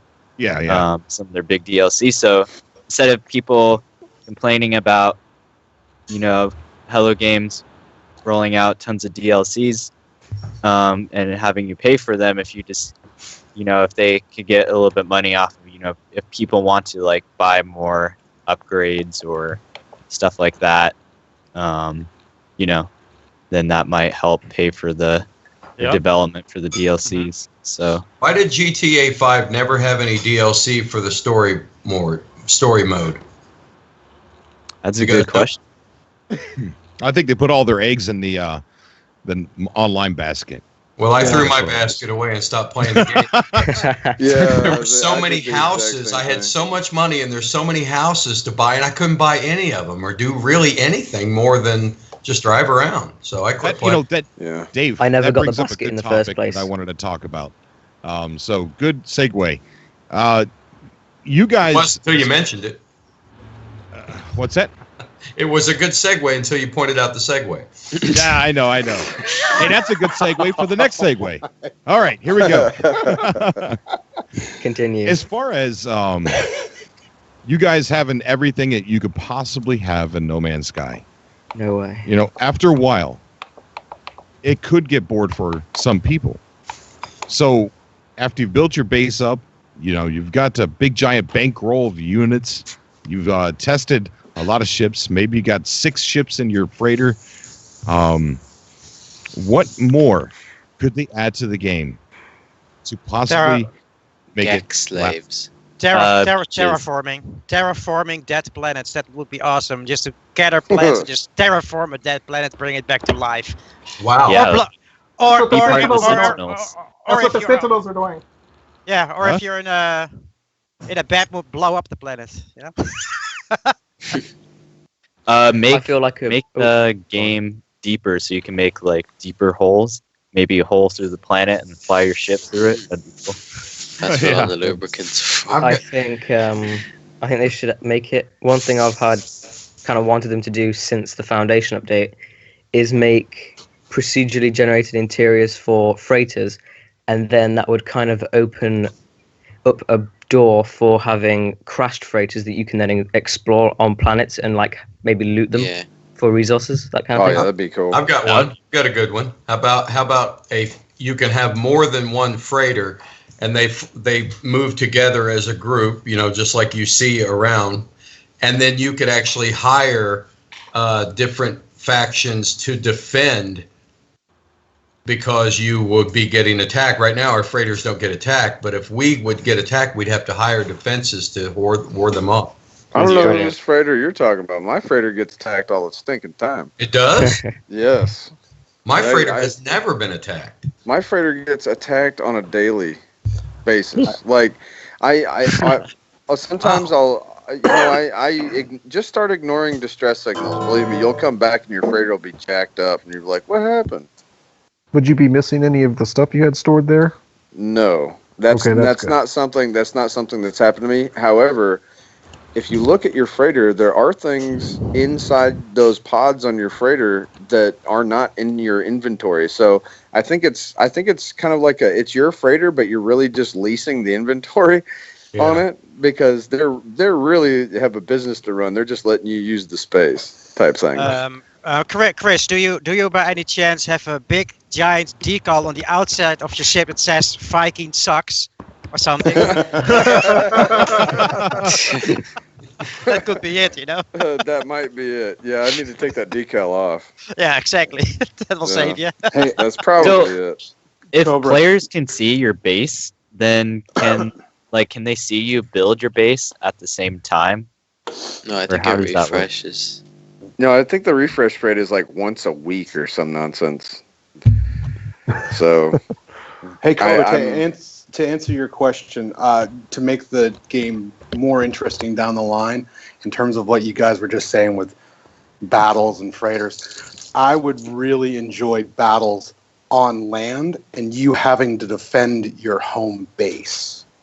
That way, when you're out at other star systems or whatnot like that, while you're traveling, your base takes damage and you have to come back and you actually have to repair it. That's my worst nightmare. See, I think that just seems like a hassle to me. Say that, but then they're going to come up with, okay, now you can put gun emplacements in and that sort of thing. That sets up more blueprints. You know. But I think that's kind of like you're then separating between people who just want kind of like a base of operations. They just want it to be there on their home planet. but then they're When the now base- they're gonna have to defend it and stuff, and it's just When the adding that base extra update- thing to do. Yeah. If you I know just what I don't mean. see a They real should just reason add for more bases factions. right now. Bases to me is just great. I can build a base and customize and make it like McDonald's or KFC. That's sweet. But what's the Almost reason make me for a hungry. base other than like farming? It just doesn't. Yeah. It just doesn't make sense. I think they did Well- it so players can interact with each other more, because I know a lot of people were upset about the online thing. And then, the foundation update is, like they call it, an update for more things to come. It's a foundation for things to come. So I think when you have, when you can make races next to your home base and set up Right. that stuff, eventually I with the multiplayer, it'd be cool to be with your friend on a base, and then you can race and stuff. That'd be really cool. Yeah. The Tagging on to bases what you for guys. me right Go now, ahead. sorry. The bases for me right now serve like a threefold purpose, right?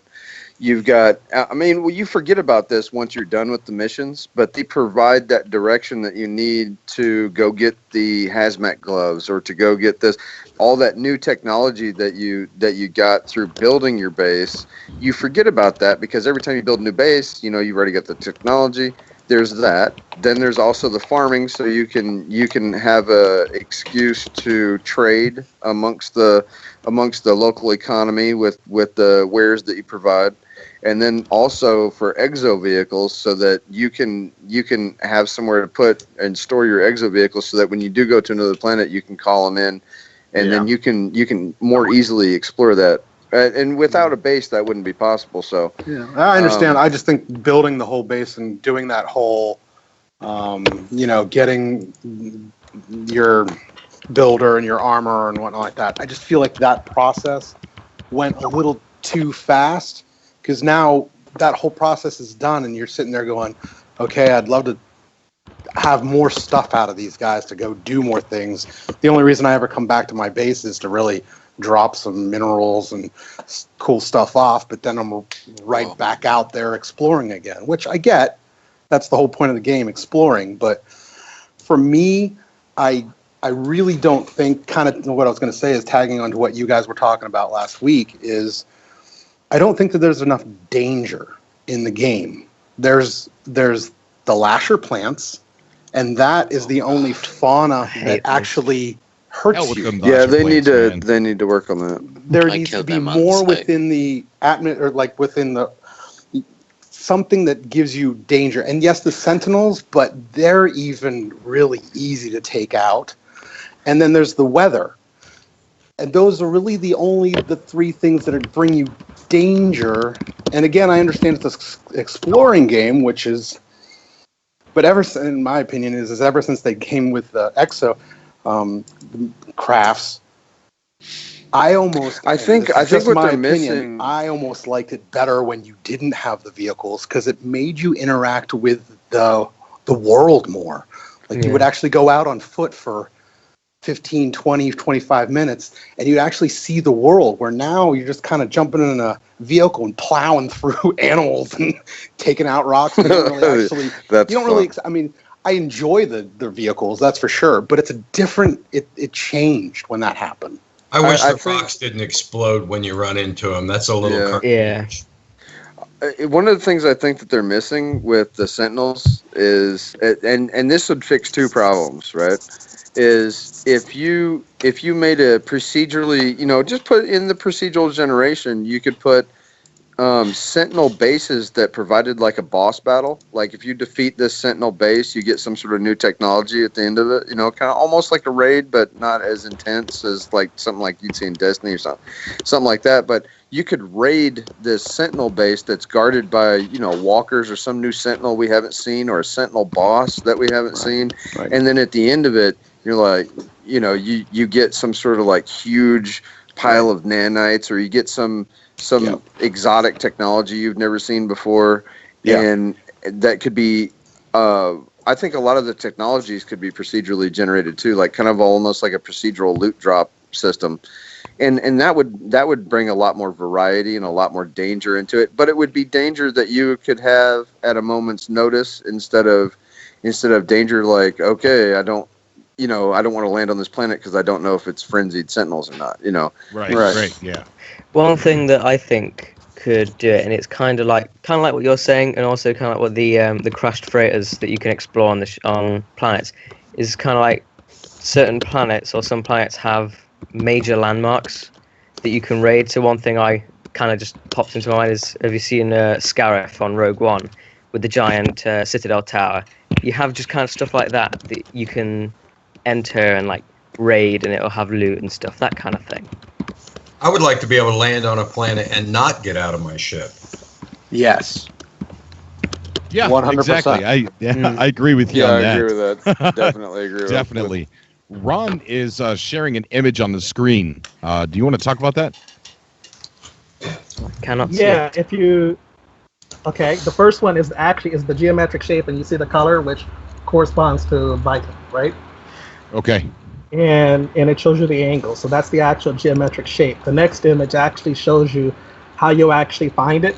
And so in the layout is around this basically circle, and at the center is a monolith, and on both sides of it is a plaque. At the top of it is a particular monolith, and the line that goes up is the monolith that it connects. It's a ruin. I'm sorry. It's a ruin that connects to another ruin.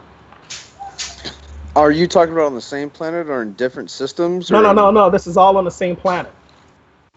And so if you're looking at it, like if you actually look at the ruins, and if you look at the pots that are basically laid flat, all of the pots that are laid flat give you the different angles. And this is repeatable from planet to planet? It's by race. So by each of the three different races has a different pattern. But what I'm saying is that you've repeated this more than... Yeah. It's been repeated because we actually did a mapping exercise. That's amazing. That really is. You should be working for the government, solving some kind of code. Yeah, like I worked on that bomb location. Yeah, outside there. Let me Who show says he you. isn't? Maybe he is. Yeah, So no what joke, is the right? purpose of all this? What is this? Well, let me show you. I'm going to open up. I'm going to actually show you what the map my actually gosh, looks dude. like right now. Illuminati. So, Look at all the work this guy's doing. This is amazing. so if I actually show it to you, like I said, the guys can sit there and the guy can say, oh, no, it's not this, it's not this. I can actually show you. I had a different, a set of guys that didn't know each other, and we actually pulled it together. So it was almost like a double-blind test. Well, exactly. What's actually triple blind. One of my best friends is actually a physics professor. And so he's my, go-to guy to actually look at things and to verify things that I want other people to actually look at. So I have a question. You're part of this whole secret society. Is there somewhere we can actually figure it out, all of this? Because you've obviously got the answers and you want to share a lot of this, but yet you're in this secret society. So but it can't be. It's only as good as if actually people actually want to listen. If people, we're here listening. Well, I'm saying, but if people, what I'm saying, if people don't want to actually listen, then it's like, what can I actually show you? Like, if the image that I actually have in front of you, it actually shows you the actual pattern. And so what we did is we actually color coded and we color coded and labeled all of the monoliths, all of the plaques, all of the ruins, and the portals, so you can actually see that 100% that it fits the geometric pattern. Okay, you need to make a YouTube page. No joke, dude. So wait a second. I told him. No man's conspiracy. So the You Viking, could write a book about it. So the Viking pattern is a pentagon. Is that what it is? Basically. I knew it. The Pentagon is ruined by Viking. I knew it. But there's a pattern. But there's a pattern for each for the different races. And one of them actually, and it's funny, one of the funniest ones that I found is on I can show it to you, but it comes from two places. It's the Mercator, which is the transmission screen. You know which one I'm talking about? None of us know what you're talking about. You're way more into it than anyone else. But I'm buying every bit of it. You're talking about at the transmitter, the actual screen that pops up whenever you when you're putting in the code. Yeah.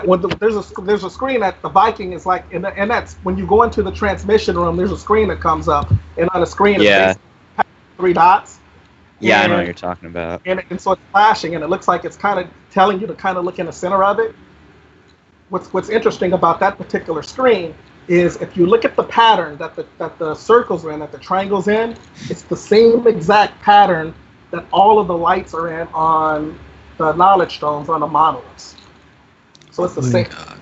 And so when you look at the particular pattern, that particular pattern is also the portal layout for this one area on a Viking planet.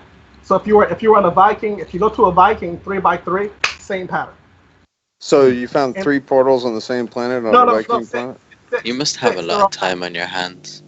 Well, I put together. Why evidently has more time than me. Well, here's the difference. You guys can actually play it. I can't. And so what I did is I put together a group of guys who we actually went and we actually mapped out all of the areas. So you have a group of guys who are playing it independently, right? Right. Yep. And all of those guys independently playing it mapped out, and we actually mapped out like the portal layout, so you can actually see that there's 6 portals sitting right there. So is your team all in one system doing a specific planet at a time? They can be at a specific planet, or they could be at a specific type of planet. Okay, but they're all doing the same thing. Same task. Okay. And that task kills the randomness, so you can say that it's repeatable, right? Right. So past the repeatable, and it's glitched, and so you have guys who actually can do it, and it's verifiable. Yeah, the stuff that Ron has had me do, like, it's definitely verified. Definitely. I'm glad to be a part of it because it's really cool that there's a lot more about the game that people just don't know about, and there's lots of stuff everywhere for things to be discovered, and it might not be plants and life, but it can be it could be stuff in the lore. It doesn't surprise me. Like I said, we're dealing with Sean Murray here. He's a freaking genius. I mean, he's a genius. The only thing I wonder, Ron, those golden balls, are they used for something, or are they just there to mock us? No. They're for show. There's actually a meaning behind the gold balls, but there's it's funny. So it represents fear. Slide it off the ground. So the image. So if you guys look at the image that I just put up for you, I'm gonna just move it up. Like if you look at the image right now, you see the top 4 squares. Yeah. Okay, so the top 4 squares in red. Put your hand over the one on the far right. Okay.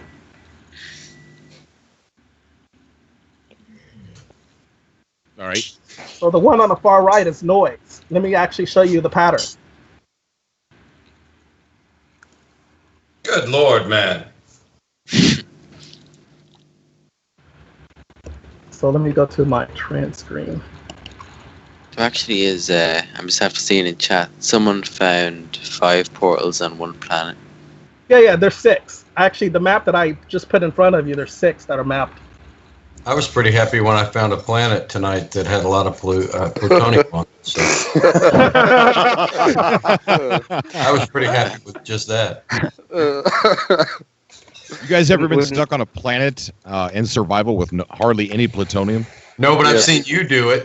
Oh, gosh. It is horrible. Like off on that one island. I have laughed and laughed and laughed and laughed. Once I saved just before dying, and I had seconds before dying, so I had to keep going, getting plutonium put in the ship, dying and dying. Yeah. Here's my Cobra impersonation. No! Wait, speaking of Cobra, I gotta address the alien in his room. What is that? A cardboard Corvax that you got sitting in front of your camera? No, my producer actually cut that out for me and made it a PNG image. Oh, that's cool. I thought you had like a cardboard Corvax, because I was gonna say, where did you get that? I want to get it. I wish. Here's something I wondered, Ron. Go ahead.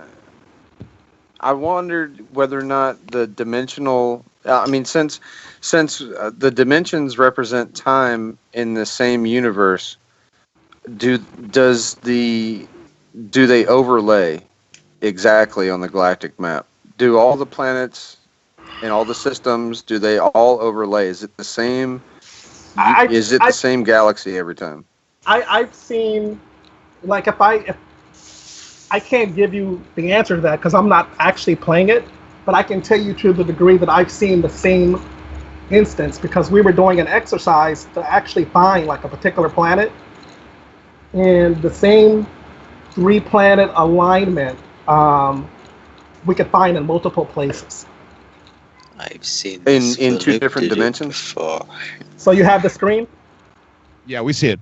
Okay, this particular screen, I'm just going to slide it over on my screen so you can actually see it. So I'm going to blow it up, then I'm going to slide it over. If you look at the pattern, look at the circle pattern, right? Right. Okay, this is in the puzzles answer area. So if I show you, now I'm going to move. Here's the same pattern, but you're looking at it now from the top down from a monolith. Oh, the little the things, the information things there, See the knowledge stones, same pattern? Knowledge stones, yeah.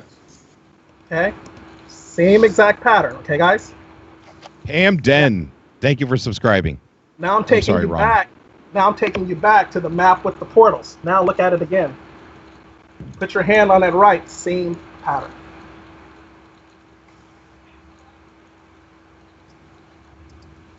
Yeah. So I'm like, and if I show you the bottom three I can actually show you that it's another alignment, and I can show you where the alignment actually comes from, and it's something that's actually real. It actually exists in the real world, but it's like, it's here nor there, right? Well, what does all that mean? This leads to the Illuminati. Okay, this is pretty interesting because I think I figured out why we're trying to get to the center. Why is that?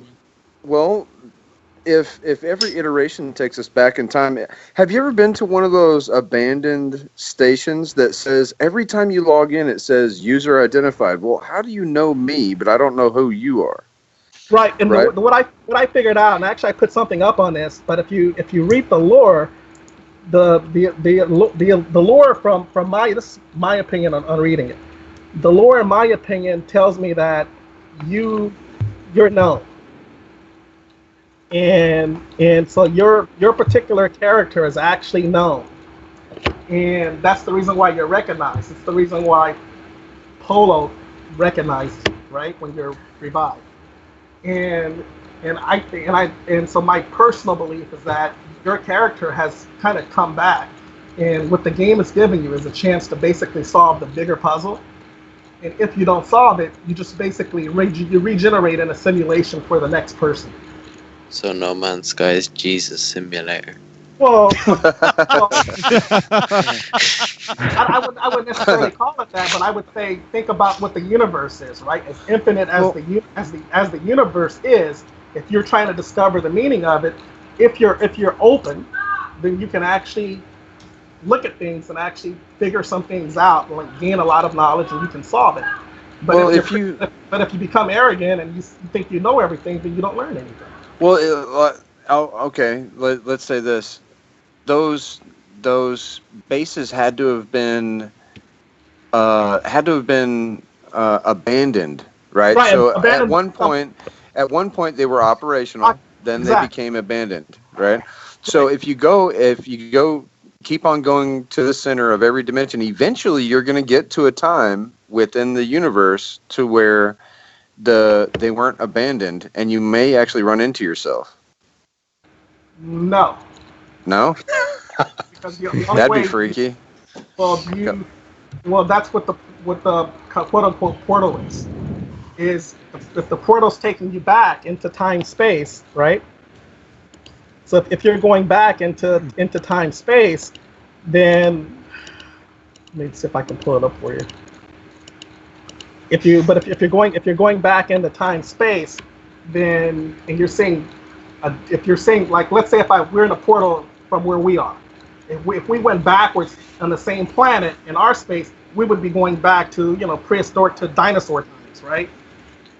Right. At that particular time, different flora, different fauna, different buildings, different monoliths, whatever, right? All that stuff is present. Right. And that's why This you is see also the, assuming that the planet didn't move. Well, if you look in the code, that's the point. That's the point that I'm making. If you're looking at the map as the planet as a grid, it's 16 bits. So there's 16 colors going across, right? You know what I'm talking about? Yeah. So it's RGB going across. So it's 16 going across. If you look at the entire galaxy map in RGB going down, it's the same patterns. So you have these 3x3 systems that every so often they just keep repeating. But since the map is so big and since you travel in space, you're not thinking about it. You're not looking at the map that way, right? Because it's just dots. They're just stars. They're light. And so you're not seeing the patterns repeating. Sean That's in the crazy. chat has a couple questions for you, Ron. Go ahead. It says he's saying so each race has the same pattern. Is that what you're telling me? No, I never said that. If you look at what I just said when I started out, I said that each particular race had a different pattern. Because I just showed you there's a different shape, a different geometric shape for the layouts, for the portals, and on different planets. What's the next question? I don't know. The chat moved up. I'm not going to scroll. I think he's I don't know, stirring the pot a little bit. Yeah, But that's I'm what I was thinking. yeah, There's a reason why. There's a reason why I showed it to you. You know what I'm saying?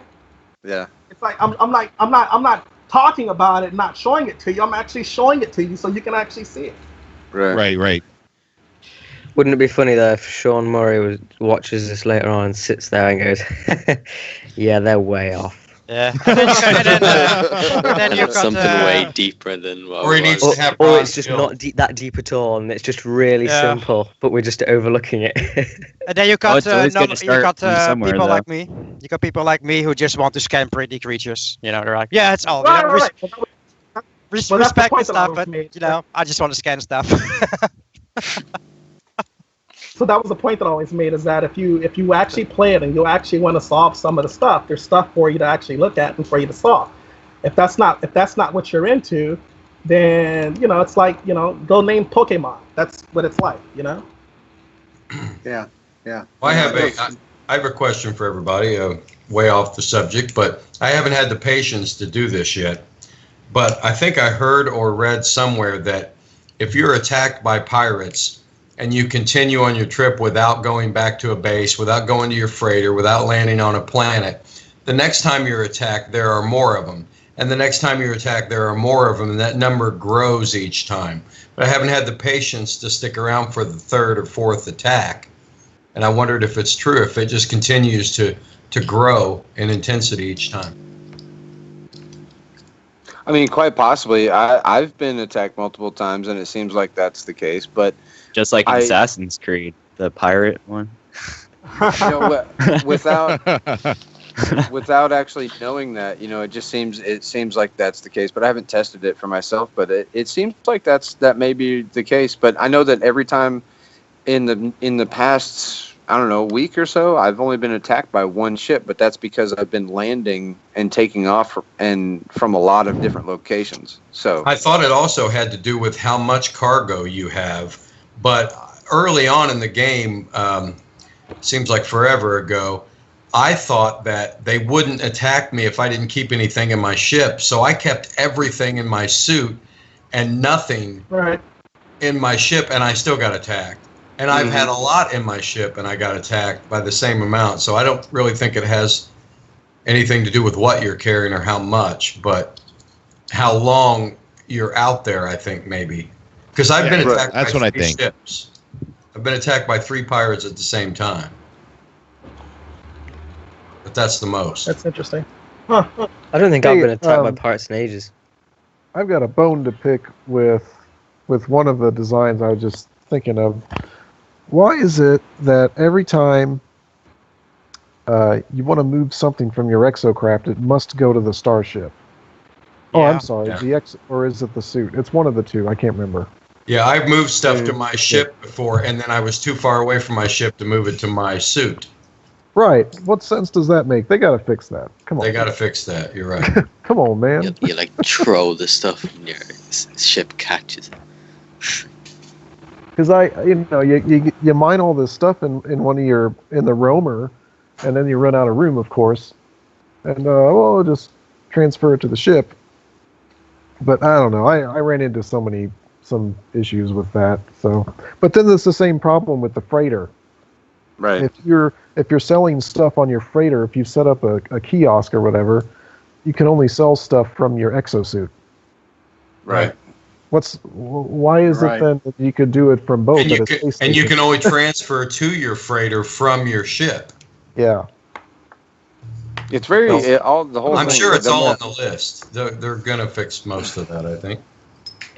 This game though, I just can't stop thinking right now because I'm flying around a moon, and it's just so Moons are the crazy best. that like, if this game, if you were to put it on disc, well, you wouldn't be able to put it on disc. But if you put the whole game on disc instead of having it procedurally generated, it would be like what's above Couple of DVDs. Yeah, it would be a lot, a lot of space. So even though a lot of people after terabyte, I think is exobyte. After terabyte, it's petabyte. Petabyte. That's yeah, right. Yeah. So it's because you'd have to run it that. through CERN. But isn't that part of what Sean's? But isn't that also part of what Sean is betting on when you look at how the game is actually created? Is that and this is one of this is where people who complain about the size of the game can legitimately complain about it, but it's really kind of, for me, it's here nor there. The procedural generation comes in the fact that you generate random items that if you play the game like a normal, person, right, and you actually explore and you actually looking around, there's no way that you would see all of these repeats. Right. So all of the repeating patterns. So all of the star patterns and all the other areas of space and all the things that repeat, you would just never see them. Right. But if you look at the guys who when the game first launched and who all did the rush to center, they never even read the lore. Yeah. So guys who weren't reading, so if you skipped everything, you didn't read the lore and you didn't read any of the backstory, and you really didn't do any of the puzzling that was obvious that they were just giving to you in some of the different places in the game, then how do you sit there and complain and go, well, this game just isn't deep, there's nothing there? Right, because you're getting to the center without knowing why. Just because Sean Murray told you that was the point of the game, so you go ahead and rush through it because you've got a review to do on YouTube at the end of the week. You want to be the first person to reach the center. Right. And so now you think that there's nothing to it because you didn't take the time to find out why you're doing it. Right. And if there's no real incentive to try and find out why they are. But there's the same interview that I think it's within that same interview. The same interview where Sean talks about I think he talks about what's actually at center. And he just basically says there's really nothing there. Yeah, he's mentioned it before. Yeah. And so I can actually, it was kind of like a restart. Exactly. And so if I pull it up and I just say, he said you're gonna want to keep on playing again after. Right. But the guy is, that's Sean being honest. He's at the point where Sean is honest and Sean is telling you that the end of my game isn't about you actually reaching the center, because I don't want to tell you why the center's even in this game. Okay. And if Sean says that, then that same guy gets pissed off at Sean and says, well, I went to the center, nothing happened, I want my $60 back. Do you guys remember when Damien was when he bought the copy for like almost $2,000, right, and he was playing it? Well, he was uploading the videos and Sean was watching, and he actually tweeted out saying something to the I'm paraphrasing, that he's rushing to the center. Why would anyone want to rush? So and I went through the same thing when I was watching some of the early streams, and I was trying to, I'm like, guys, it's like, it's not about And that's what this big problem is with the guys who don't see the puzzles that are in the game. Right. Is they're the same type of guys who just want to rush, right? Right. Yeah. And Well, so- there's a third option. There's a third option too. There's a player like me that doesn't care anything for the patterns or the puzzles, and I'm in no hurry to get to the center. To me, Yeah, it's right. just about It's a chill game, individual right? little small goals at each time, Right. buying Living life ship, in killing space. pirates. Yeah, I'm the same way. I'm the same way. You know, I respect you, Ron, for all this researching, but I'm just like, you know, big respect. But Trying to build a business. I'm just a person who just likes the game to find all the life, scan all the rocks, and that's it. You know, I don't really care about all. And I'm telling you that I'm actually cool with that. But even guys like you, there's a guy on the team that I put together, and all he does is he's a roamer because that's how he plays the game. And I'm saying within the way that you actually play the game, there's still a way for people to have their own individual play styles, but still participate in a community to solve something, right? Yep. I agree And with I you think there. that was the goal from the beginning for Sean Murray, was for everybody to find their own way to play the game. Yeah. Right. Yeah. And I'm just saying that I actually really respect that. But I'm saying when you look at the situation and how the game's changed and how people actually decided that they were gonna play or not play the game, they kind of deviated from that. And so you have guys who are like, now you have guys who, you know, their whole sole purpose is their hubbers, right? So they're going to go to one of the many hubs that are now in the game, right? And so you have guys who are doing that. You have I'm a other hubber. guys, you have guys who are hubbing. You have another. Well, then if you look at the guys who were doing, you know, the big archaeology project, right? Yeah. And so they were doing something very specific, but slow. It's methodical. And Right. it's like, but you don't. It's like I said, it's like there's a way for different people to kind of find their way and to find what they're really looking for. And the problem has been people have been getting into these clashes because there really is a group that says, tell me everything that you know because I want to rush to solve whatever X is. Right. Hey, Cobra. Cobra, do you remember?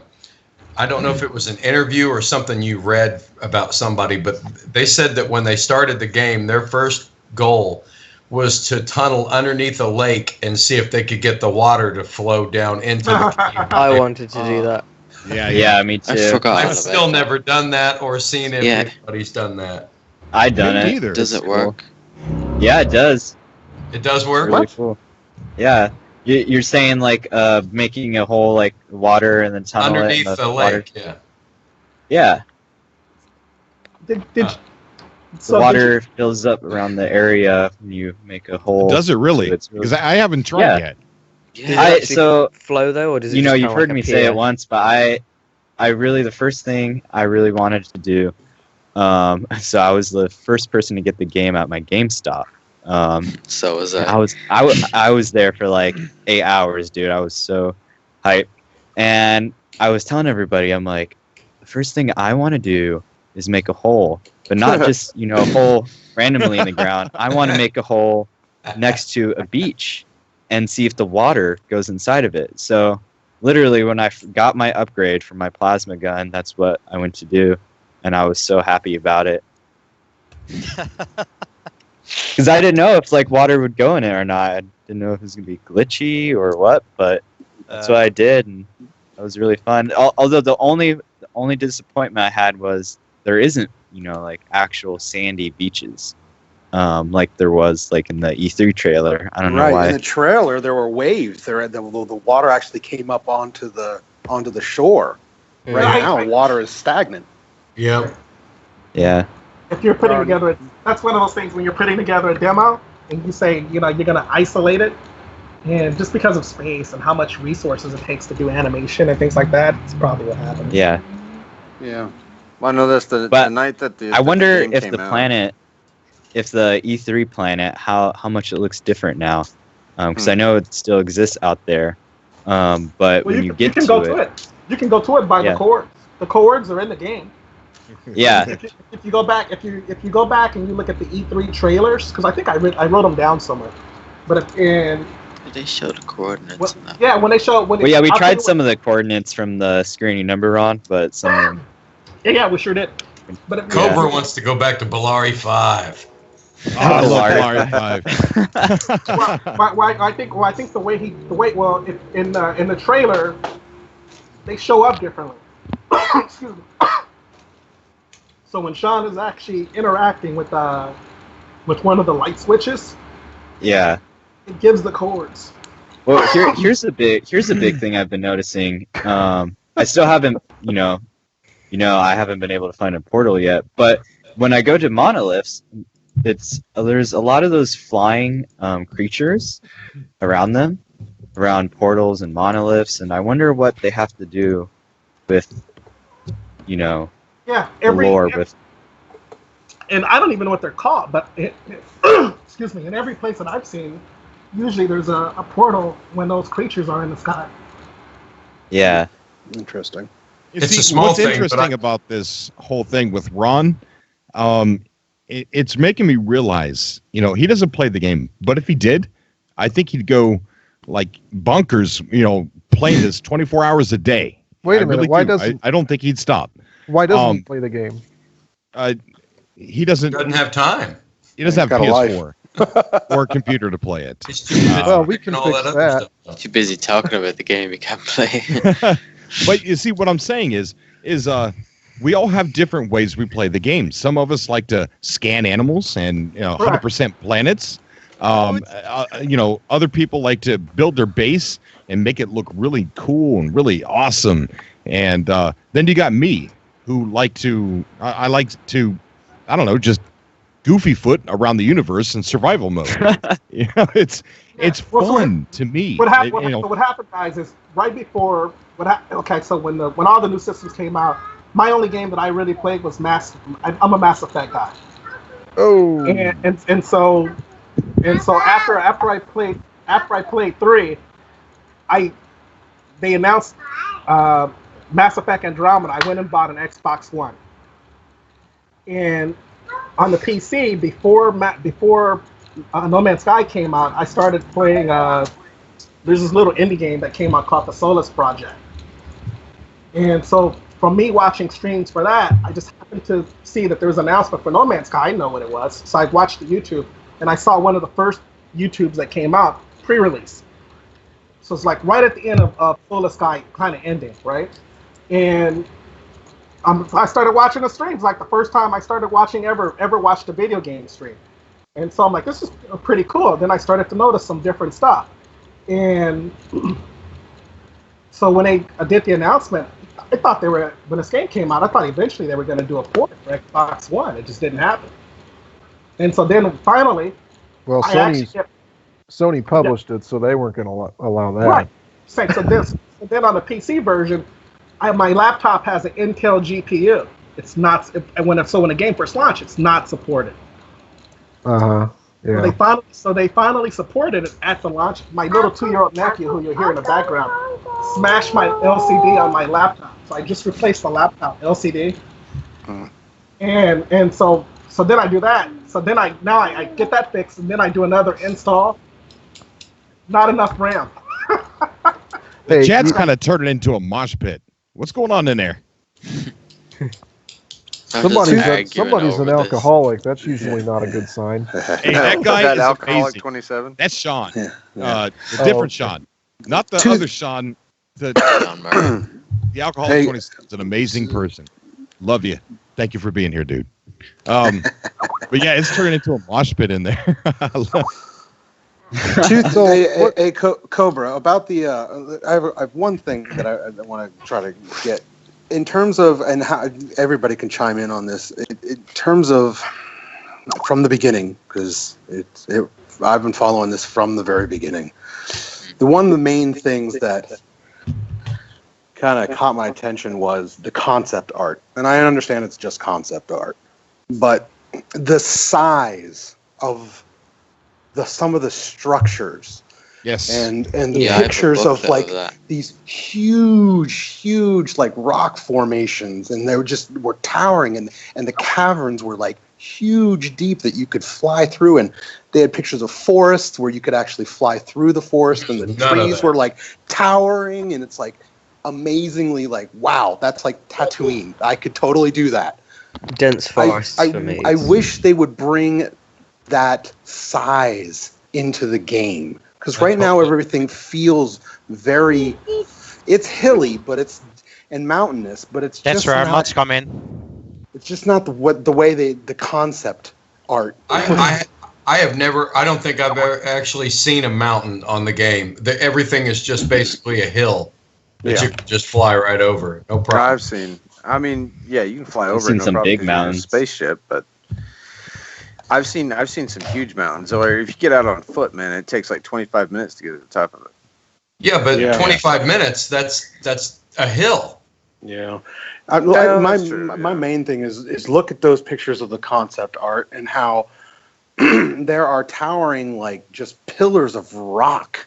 I think there's 2 or 3 concept arts that they kept on using, even like for the one where I don't know if it was the Christmas thing that they sent out or what, but it's that whole pillar of rock and being able to you feel like an ant amongst this hugeness, and the game never.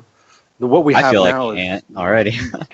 well, yeah. I mean, amongst the cosmos, yeah. But in terms of the world, that and the other part of it was those huge rings that everybody was like, okay, what are those rings? And we never got those. I wonder how much. I wonder how. Excuse me. I wonder how much of this is because we're still. I'm still in the Euclid galaxy, right? Yeah, me too. How much of this is just because I'm not 40 galaxies in? Is your last galaxy? I don't think it's that at all, because I also don't think that the closer I get to the center of the Euclid, the things are going to change all that much either, because I know a lot of the videos and stuff I've seen from people, they're pretty close to the center, and their ships look about like the ships I'm seeing. So I'm not expecting any drastic change there, or when if I were to get to another galaxy.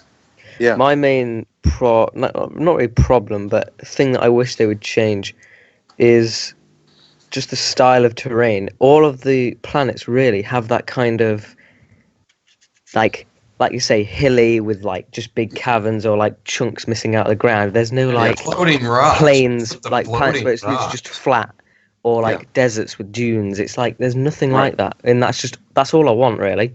It's just terrain diversity. One time I landed on a planet, and I was at a little station there with a little landing pad.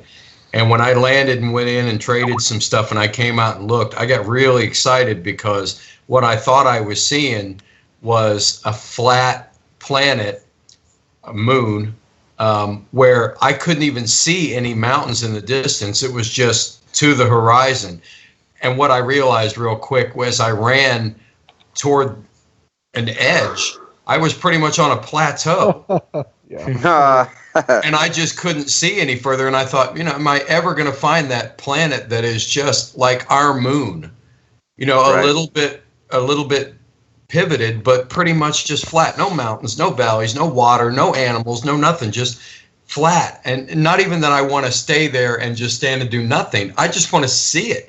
And I want to see one planet out of 1,000 that has animals, not 99 out of 100. Right. I think I've seen that just every planet, animals. They changed that. They changed that ratio early on, and I don't know that I agreed with that ratio. I think that Sean should have stayed with his original vision of a lot less. And it was supposed to be a big deal to find them. It was supposed to be a big discovery. It's a pain in the ass. It's just a nuisance. It just makes it unsatisfying now. And the animals that are on the planets don't make any sense as far as their type. They'll have lizard-like animals living in 8 below conditions, and that doesn't make sense. Yeah, well, that's like Well, last you week. just- Somebody was saying that there's an ice planet right next to the sun, and it's like, well, it just doesn't make. There's things that doesn't make sense. Wait, Yeah, but he never. I think Sean never said he wanted to make a very realistic version. He just wanted to make an arcade feeling kind of fantasy space game, Well, nothing realistic. A little bit. I'll correct that a little bit, though. I remember early on, but this way before the game came out, and I was looking at videos with Cobra and others about the development of it, and they were specifically designing animals for different biomes. They were saying that there would be animals that would fit the environment that you're in, and that's not the case at all. I see the same type of animals on blazing hot and freezing cold. It doesn't matter.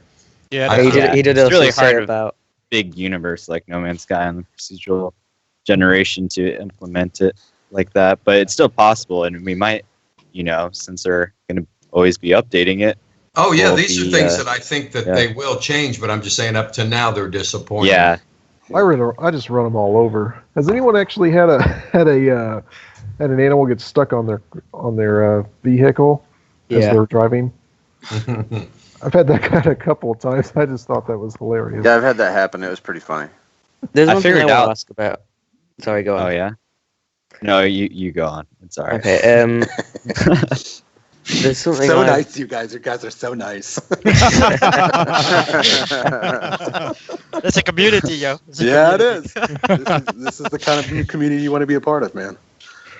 But yeah, something I've noticed with particularly the rover exocraft is you can see an outline for the hitbox around the wheels. You can? I can, yeah, on mine. It's like it's kind of fuzzy. There's like a line where it's really clear, and then it's kind of fuzzy inward towards the vehicle. And it's really obvious sometimes. Sometimes you can't see it, but sometimes you go up like a hill, and it'll be really obvious. And I just wondered if other people were seeing that. I've noticed. I haven't seen it. I've noticed. Yeah, go ahead. I was gonna say real quick. Before I got on the Skype Cobra, I don't know which one to call, if it was this one or the past, one that was from last Friday. But when I called the one from last Friday, it was like this different person, like different people from like, I don't know, somewhere like, you got the wrong phone number. I was like, oh, sorry, dude. Wait, what happened? Yeah, so you know how we're on this big Skype call. Well, the one that was from last one, and this guy was on. He said, I think he was on the one from the last stream, but it was the guy was like, no, this is a different phone number. I was like, what? But it said XX Cobra. Yeah, I wanted to share an image image on the screen. I'm sorry. I wanted to share an image on the screen. Somebody was talking about the big towers, and so I brought up an image of the big towers. This was just okay. There was recently a bunch of pictures added to Bolam's some kind of picture site of concept art. Now these are about a month, maybe 2 months old. They're older. Like this is old art. See, that's awesome. And these were supposed to be in the game, and they were actually in one of the trailers. But I don't want to bring that up. But you can see here that there's landing pads on these. Yeah. To where you can land your ship and everything, and that is what I want to see in the game. I want those so bad. Yeah. What if they were? What if they are in the game? You know, when you go back in time. In the portals to the other side, we might they're doing the whole test build, and I think it's assets like these that are going to be in the game. And here's why I think that he added these pictures to his account maybe a month and a half ago. Oh, really? So yeah. Now these are old designs, and if you go look, you're going to see concept art. And I can't remember how to get them. Maybe it's maybe I have the link here, artstation.com. And they were in the art book that came with the limited edition. But this is concept art I've never seen before. Like I've seen the design, but I have not seen this particular picture. before. So this is a drawing of the same things that we've seen. Yeah. I'm not talking about the silhouettes up there in the corner, but the gray. I've never seen these pictures before, and he's just uploaded these. And I think, with the old test build, and all of a sudden he's uploading all this concept art. Yeah. And, if everybody's still talking about missing features, even to today. Yeah. So why would you upload these if people are just going to be like, oh, that's a missing feature?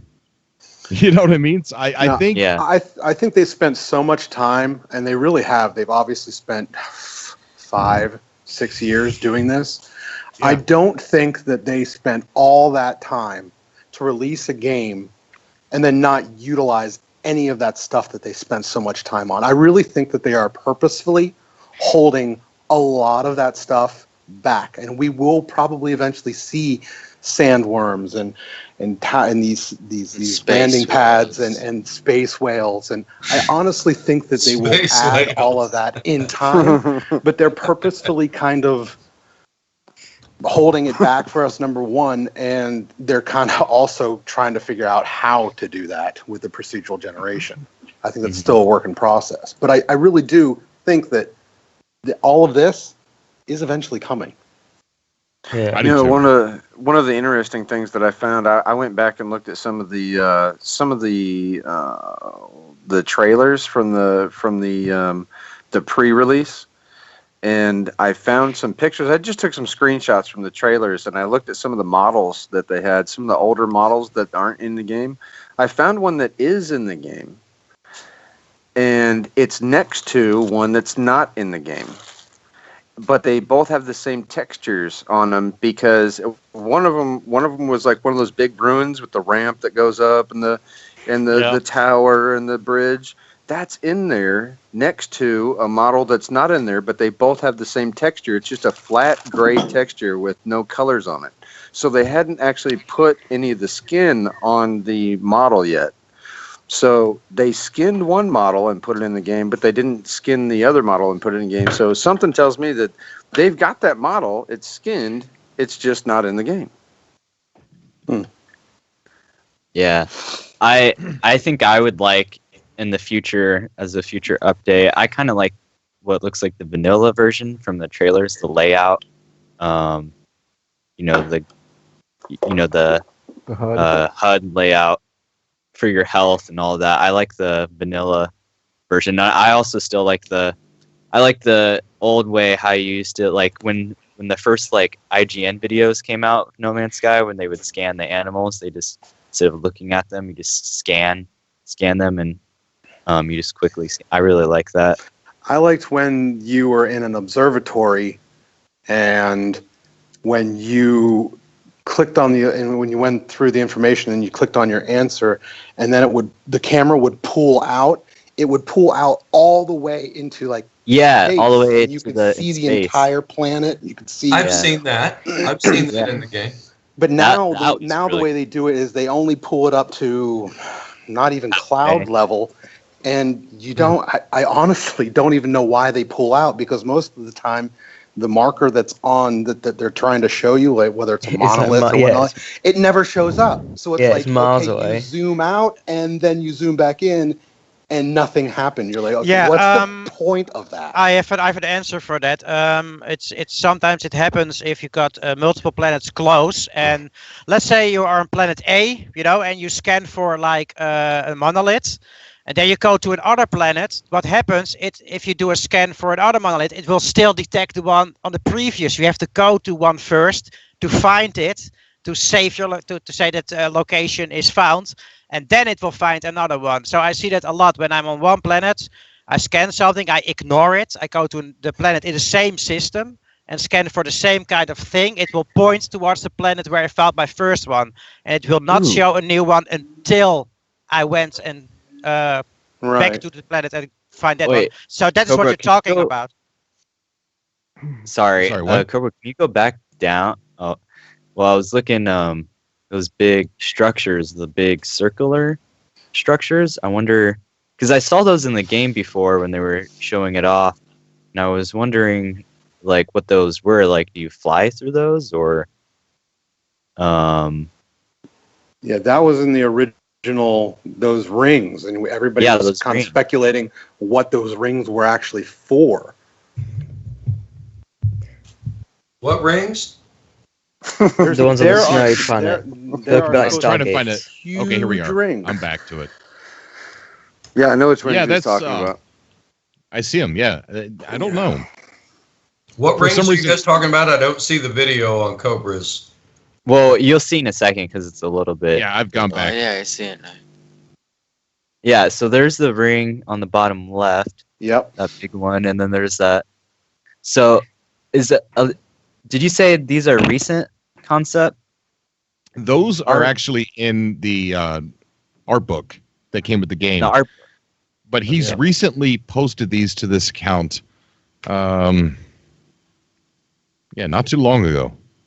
Who is But he? those rings have always been So there. long. They're way back from the first, not the first trailer, but the second and third trailer. Yeah, I saw a mod that someone had one of those rings in the game. I don't know how they did that. If they made it themselves or got it through like some in the code, because maybe it's still in the code or Right. Yeah. The black and white silhouettes, they're in the book, but this gray image up here, it's not. Either that's just unreleased or he's recently drawn it. But yeah, I see what you're saying. There's a lot of these that I've never seen before. Like here is a bunch of multi-tools. One looks aquatic. The other one looks like it'd eat your hand alive.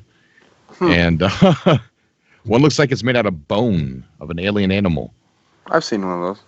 Oh yeah, I have one that looks like one of those, which is pretty cool. I think it was from the new update they recently. I've seen some really cool, like for the Viking, there was like this really cool green looking one that has like that looks like one of those. So, and my whole point with this is they're doing an old test build, and all of a sudden he's uploading all this concept art. Some I've never seen before. Some are old. And it just makes me wonder if they're working with some of these things that we have seen in the past, but we don't see in the game. It really do. It makes me think that's what it is. Yeah.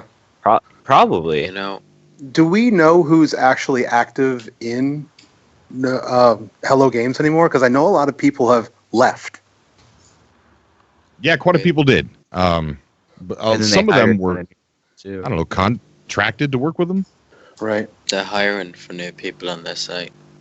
Yep. Is Sean Murray still working for Hello Games? Just wondering. He's on a beach. What are you talking about? He took the money and ran. Oh yeah, right. He's playing Joe Danger. Out of there. Making another. No, he's making No Man's Sky 2. That's what he's doing. Yeah. They did the whole thing. Oh, sorry, spoiler alert. They did the whole thing, like at the end of Metal Gear Solid 5 or whatever. The old switcheroo. Did anyone play that? No. Yeah, I played it right until the old switcheroo, and then I was like, I don't want to play this. Oh, sorry. Yeah.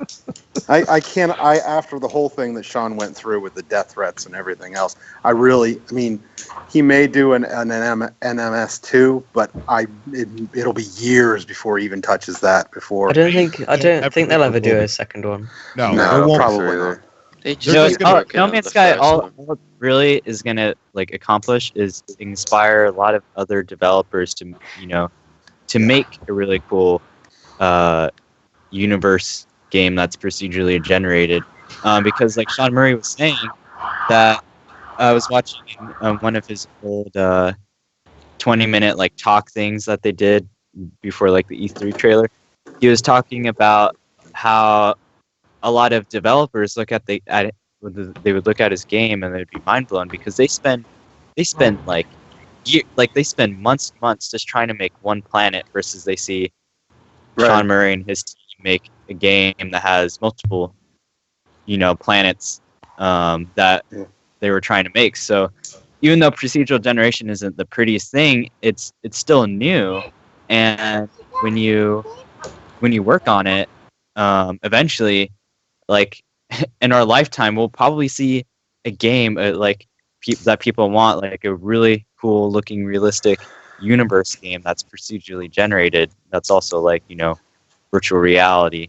So Star Citizen should go that way. Yeah.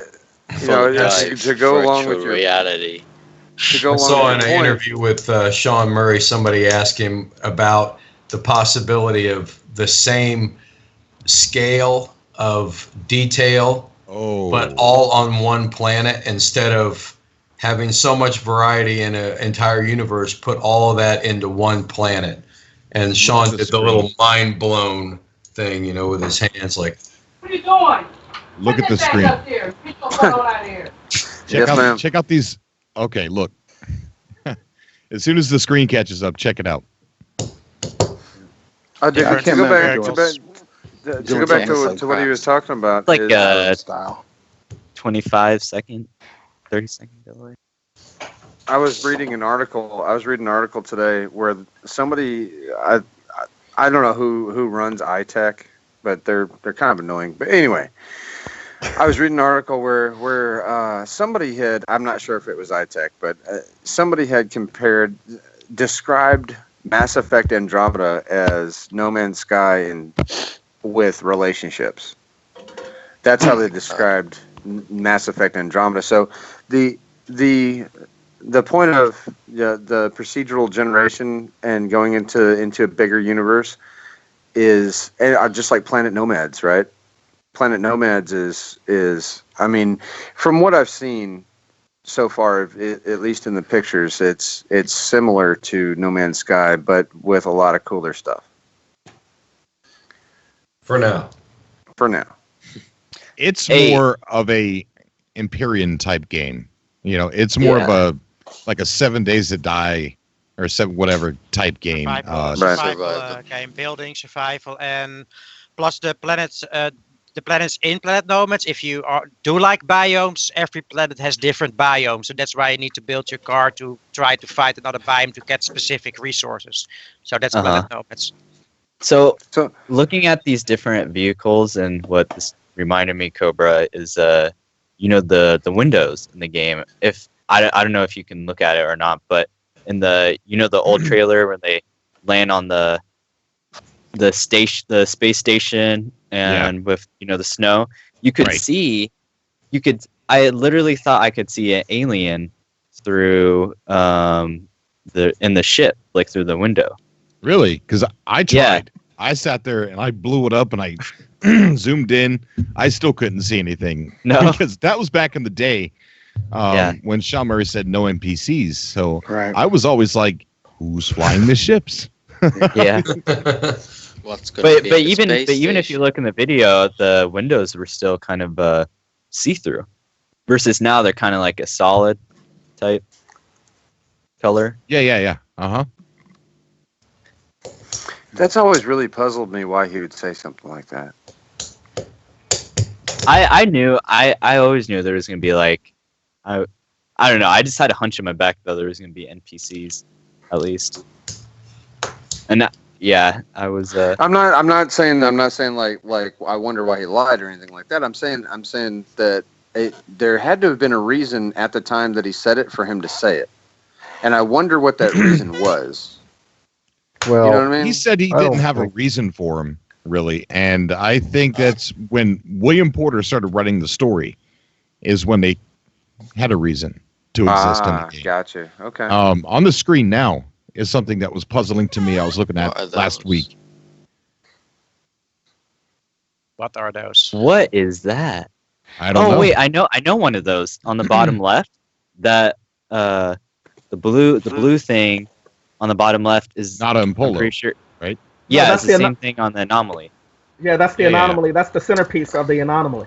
Yeah. It is. Yeah, because I showed a screenshot to you, Ron, actually, because I was like, what is that? And then now I remember. Yeah. So I wonder what the others are for. Yeah. Could they be space anomalies? Because the very bottom right one, the far right on the bottom row, looks like a stage of the life cycle of a star. Cannot remember for the life of me what it is called, though. I can't remember, but I have to. What is this on the No Man's Sky website? When is this on? This is on Bolam. He's the head artist over at Hello Games, and he's got an account on ArtStation. Yeah, the one in the center on top looks like God, what's the name? It's a constellation. Yeah, I can see that. It's a constellation of stars, and I'm trying to remember the name of it, but that's what that is. The one the one on the top right looks like Pallades. Well, the top right is actually, I just saw that today. I think that's Atlas Stone number 2. Huh? Oh, the actual stone. When you go to the Atlas interface on the second one, it's a big black ball like that. Right. Yeah. Oh, That's really cool. Oh, that's right. Let me see. I have the name of it. Let me get that up. It's got all of us. Well, the only reason I remember that's because I just saw it today. Yeah. No, I just put it up. I put it up. Actually, I put the original name of it actually in somewhere. But anyway. But I wonder what the cool looking alien thing on the top left is. That's really... Yeah, I was gonna say that looks like a creature. It does. It really does. It looks like a mix between a sentinel and a alien. What do you guys? Didn't data miners find something about a fourth race? Yeah, they have. They have found something about the fourth race, something to do with the joke Borg. You know, something like a Borg type of fourth race they're talking about. Well, they actually found some. Here's the description of it. It says the capture, that Atlas seed is containing zonally shifted quasi-stellar substrate. That's the description of it. Warning: do not allow Matrix to commune with this dimensional space. Cool dude in the chat. We are looking at Bolam. He's the senior artist there at Hello Games, and he's got an account on artstation.com. And we're going through. He recently released some concept art, and I'm thinking in connection of old build test or old test build or whatever they call it that they're testing right now on the experimental branch. I think maybe it has some correlation with releasing these and that. Yeah, but I think that's from the old. If the description actually matches what it is, that's from the past version of the game, and it just never made it into ours. That creature up in the left kind of reminds me of that thing that they ran into on the pilot episode of Star Trek Next Generation. Remember that? That there looks like a Korvax sitting on a mountain or a little stump. Hey, just like the photo that was, had alien conspiracy on Mars. The alien, that looks like a green alien sitting on a rock. Yeah. That's Spiral Mountain. What's that doing there? What do you guys get from the anomalies? I haven't been in one in so long. I mean, what is the purpose of going into one of those? Well, you can get passes and stuff and other technology upgrades, which you sometimes cannot find. Yep. And then you can owe Polo money. I don't think I'm eligible for any more upgrades. But you can also, if you want to find a black hole, you can just talk to Nada and you can say, find me a black hole, and they will find a black hole for you close by. So that's what you can do also in a space anomaly. Yeah, I don't. You're looking at a Halo game. I don't know what this is. It's on his account though. Oh, there's a 3D model of it too. That's the fourth race. That's the fourth. That's a helmet of the fourth race right there. That's how we look like. That's how we look. Yeah, that's what we look like. That's how we look like. We're lucky. Wasn't the image of the fourth race that was pulled like super early? Wasn't it like a little cat looking small guy? Yeah, Ron a Cray alien kind of picture they found. It looked like the typical Cray alien or something. Yeah, I thought it was the Cray alien. That was the fourth race. Oh, I'm just guessing. I don't know. Yeah, me neither. I mean, it would be kind of cool if you could upgrade your helmet or something. That'd be neat. Do these subcasts normally run 2.5 hours? Oh wow, are we really that into it? Yeah. No, well, This has Yeah, been a it really was good deep one. I tonight, gotta man. say. Yeah, this has been a good one. Time has flew. I tell Yeah. you what, you Close to guys are 5 in the great morning. guests. this is hilarious because Yeah, I it is just 5 in started the morning. watching great. the Subcast. It's very early. I was just thinking about when they I released think the it's game. bright outside already. Sean and Grant actually played the game. They had a couple beers and whatnot like that. And at the end of that hour-long video, Sean was just pretty much like, yeah, and that's the game. And they really didn't do anything. Did you guys see that video? Yeah, I seen it. Yep. It was a game about nothing. I haven't seen it. Right. They just drinking beer, celebrating. Yeah. I'm just surprised that they never actually got into anything really substantial on that video. I don't know if they've actually said anything in that video or not. I'd have to go back and watch it. Maybe they had too much beer. They were having a good time playing it. Yeah, it's Sean Murray alluded to running out of money and not being able to do everything that they wanted to do, and I think little by little they're adding stuff back to it. I mean, gosh, they made enough money from the game, right? On the sales, well, it's about time for them to collect. Take 6 months to get that They first have shot. to take off costs for Sean Murray's holiday to the Bahamas. Well, speaking of that, I've been going down the so-called retro gaming rabbit hole, and looking at all that stuff.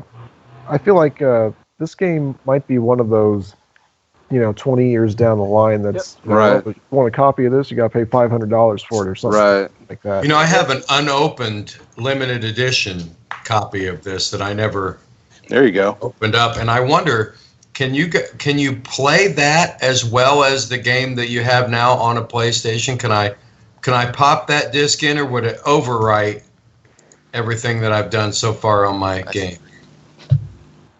Wait, Talking you about have playing PS4? the vanilla version? I'm saying I'm playing a PS4 version of the game, but before I bought that, I had ordered months ahead. I had ordered the limited edition that came with the booklet and everything. Oh, it's But the same then game. I never opened that. I opened the other one and started playing it. So this one is still unopened. And I wonder if I pull that disc out and put it in my PS4. It's the same game. It's the same game. You would have to erase all your data files on your PS4. You would have to erase the data file and then enter the code on there, and I would have the updated chip and much less than I have now. Right. Yeah. How would you guys all feel about a complete reset? I would be unhappy with that. I'd be sad. Wow. Yeah. What if? I'd be heartbroken. What if they implemented some huge update, awesome thing, but in order to do that, just like the beginning when they reset before launch, they had to reset the entire thing, and you go back to the beginning for you to actually play the game that they wanted you to play. I don't know what it would have to be. I think I'd be happy with that. Yeah, I wouldn't mind. It would have to be planets orbiting the sun. It would have to be that you can fly out of your system into another one without warping into another. A million floop-de-doops everywhere. There would have to be beaches too. Yeah. I would just take the previous version as a beta. Hey, but how much do you guys think that, because you guys remember when they had the flood, do you think that literally destroyed a lot of their stuff that they were working on? No. It shouldn't have. He already Not said with that the he cloud had and most. everything. He actually said that he already had most of that actually already backed up. What they lost was only maybe a couple days worth of information. Maybe they only lost the big dinosaurs, so happens. Yeah, they lost the sandworm. Space whales. The sandworm. Yeah. So the sandworms went. All right, guys, we're probably going to end the stream here in a few. Does anybody have any last and final words, or shout out your YouTube channel, or say hi to somebody? How long did it take you to get that ink off your hand from last time? I had to scrub it pretty hard. I bought better pens. Sorry. I have a YouTube channel I just started. Actually, I kind of rebranded it.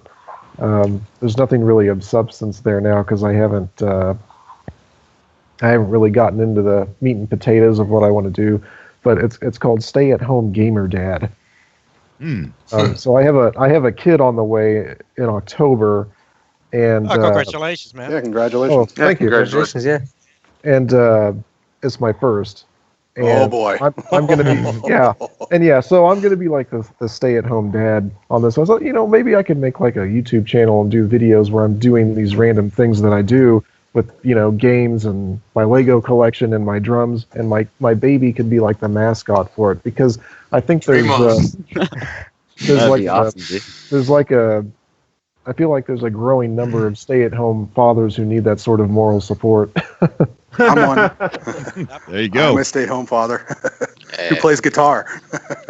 Yeah, I play drums. So there we go. There you go. I'm a teacher. You guys should start a band. I know. Are you gonna get your kid to be the mascot? Are you gonna get your kid to be the mascot even when he grows up? And he's gonna be like, "But Dad, I don't want to do it." And you're just like, "Shut up, give it a choice." While I got some people in the chat still, I kind of wanted to ask an opinion to everybody. Would you guys like to see other gameplay of other games on the channel? I'm not interested in any other games other than racing games myself. I think that'd be a great idea. But mostly you have carved yourself a niche, Cobra, and most people know you for NMS. Agreed. Obviously, you have your other things that you do with interviewing other indie developers, which is awesome, right. And you have done video of other games. But I think your main. I really think the main pool for you is NMS. When it comes out, I think you should really do Star Citizen. Oh, that's a given. It's happening. I don't care. It's happening. I want to see Zelda. Can you do Zelda? No, I'm kidding. Because everyone does that. How about Hello Kitty Space Adventures? Hey, I would like to see that. I would like to see. And I would also want to play a few, but play Identity. That'd be really fun. Yeah, I'm really excited about that. If you check out their website right now, they've been adding quite a few stuff, and they said that their work has been going a lot faster than previously thought, because they got some. Yeah, I've been keeping up. I keep writing some Identity scripts, and something happens. I just can't get to it. I want to see combat on the Atari 2600. I want to see that. Oh, that'd be great. Yeah. I want to see you running laps on Nürburgring in Germany. They need to bring it back out. Combat from Atari, make it multiplayer, put it on there for me to buy. Just do it. All right, whoever's in charge over there, do it. Since you were looking for new content or more content for your channel, Minecraft. I want to talk about my company before. If you remember when first Metal Gear Solid 1 came out, how big it was. Yeah. Before that game came out, my company, we were the Tokyo office for Official PlayStation Magazine and for the old EGM magazines, and we did for a TV show. I think it's like 10 minutes, 15 minutes. Of Metal Gear Solid 1, but we actually have Kojima doing the demo, and he's doing the walkthrough, and we actually walk you around the entire Konami studio when they were developing Metal Gear Solid. And I'm gonna digitize it, and I'm gonna give it to you so you can actually play it. It's like no one's seen it. Oh wow! Yeah, please, that'd be wonderful. Yeah. Awesome. I like the fact that you've brought back your Survivor series. I think a permadeath series would be awesome. You said you were doing maybe that with your children. That would be cool as well. Yeah. It'd be I don't know if I should upload that. My kids were pretty bad at it.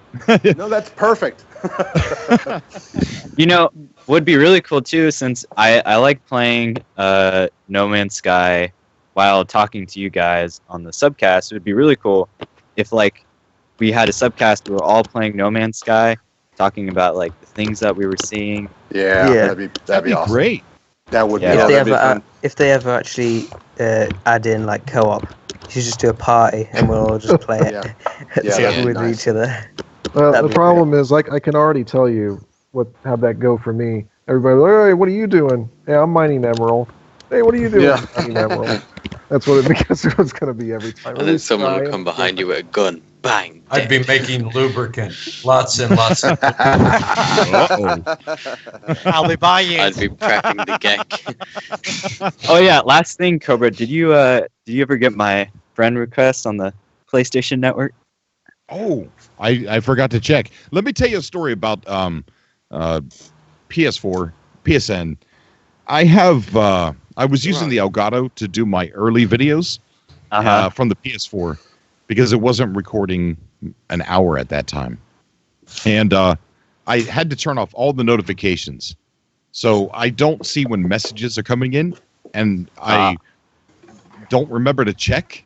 So if you've messaged me on PS4 or PSN, I swear to God, I'm not ignoring anybody.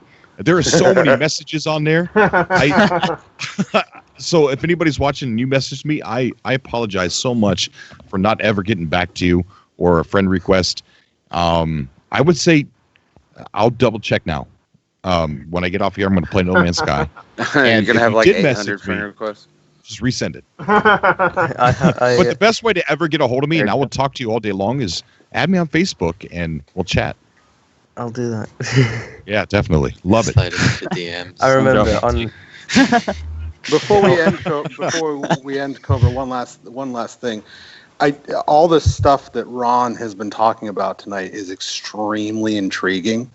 I would love for you to do a series on some of the. I mean, I don't know how, because again, he's in a secret society. But in some way, I don't know how, but implement some of these ideas that he's talking about. I don't know how, because obviously none of us have figured it out. But to be able to do some of that would be amazing. Well, let me tell you why that's difficult. I would love to see some of that myself. Go ahead. I've thought about it, and Ron can probably agree that the art that he is doing garnishes a lot of negativity. Yeah. Am I right or wrong? No, that's right. You can see it in the chat right here. So yeah, that's why you have to uploaded- do it slowly. Dude, I uploaded a video saying No Man's Sky is a big puzzle, and that got so many views and so much trolling and hate. And why? I don't know. I don't know. It's so Well, funny. I think that's because the people who probably gave you the negativity on that are people who probably thought you were fishing for a purpose for the game, but they didn't know that you actually thought that, you know? Yeah. Also, there's just people that don't want to be wrong, because a lot of people are like, Oh, no, nobody No wants to Man's be Sky wrong. This is the internet. No You can't Man's be Sky wrong. is not that good.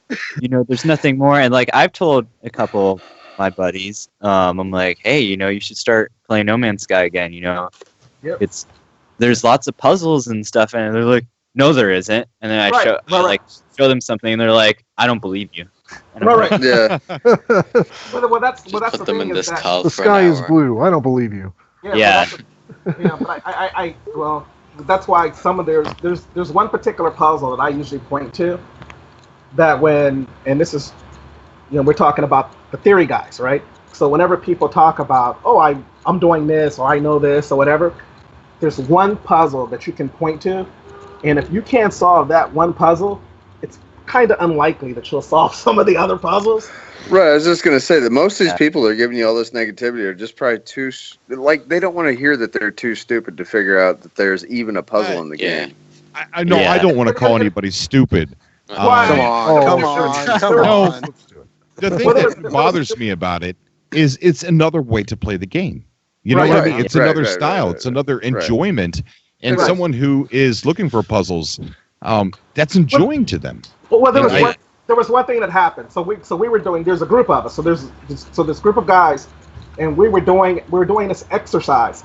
And when I was and while I'm working through an answer for one of the guys there, I actually found another bigger answer for the puzzle that we were looking at right now. And it's like it's a schematic. Let me put it that way. And it was like, there's no denying that it's the schematic when you actually see it. And so it's one of those things that guys who say that none of the stuff is in a game, you see that schematic and you just sit there and you just go, you know, what the hell is Sean hiding? Right.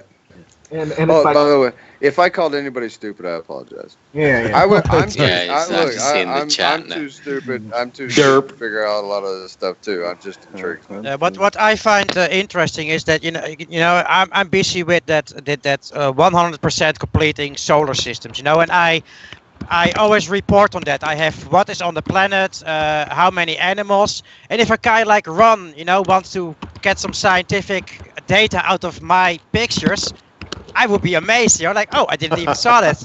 I would like, but I post on everything, what's on the planet and how many planets. So right. Like I I just said, want to say to the chat, none of you guys are stupid. None of you. I'm serious.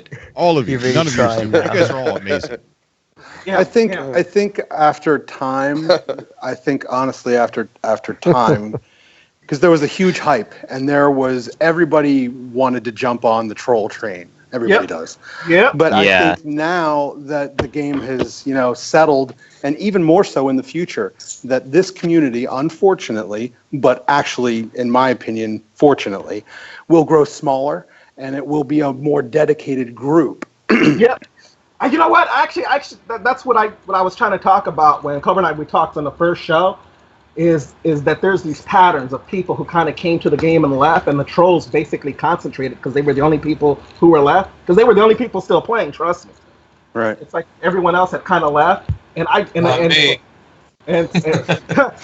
now that I'm kind of I'm looking at it, and I'm looking at how it's kind of shifting, and certain people are coming back. The people who come back still don't think there's anything there because they never found it in the first place. But now they're saying that, oh wow, now there's buggies and whatever, right? So I think it's funny to hear people talk about how there's nothing in the game, because that's what appealed to me from the beginning when I first heard about it, when they were talking about how you can drive by or fly by an attack going on and you can either join one side or the other or do nothing. And I love that idea that I didn't have to follow a path, that I could just do whatever I wanted with the game. And I remember getting Vice City, part of the Grand Theft Auto series, and I got that game new, and then I got a file from somebody that was like 85% done, and I took their file and played it. I had no interest in the missions. I didn't care about the story. I just wanted this vast world to screw around in. And No Man's Sky was that from the beginning. It was awesome. Yeah. What sold me was the fact that I could get in a ship and just fly. Yeah. Yep. All right, guys. We've gone 3 hours. Holy crap! Nice. 2.5 record. That's right?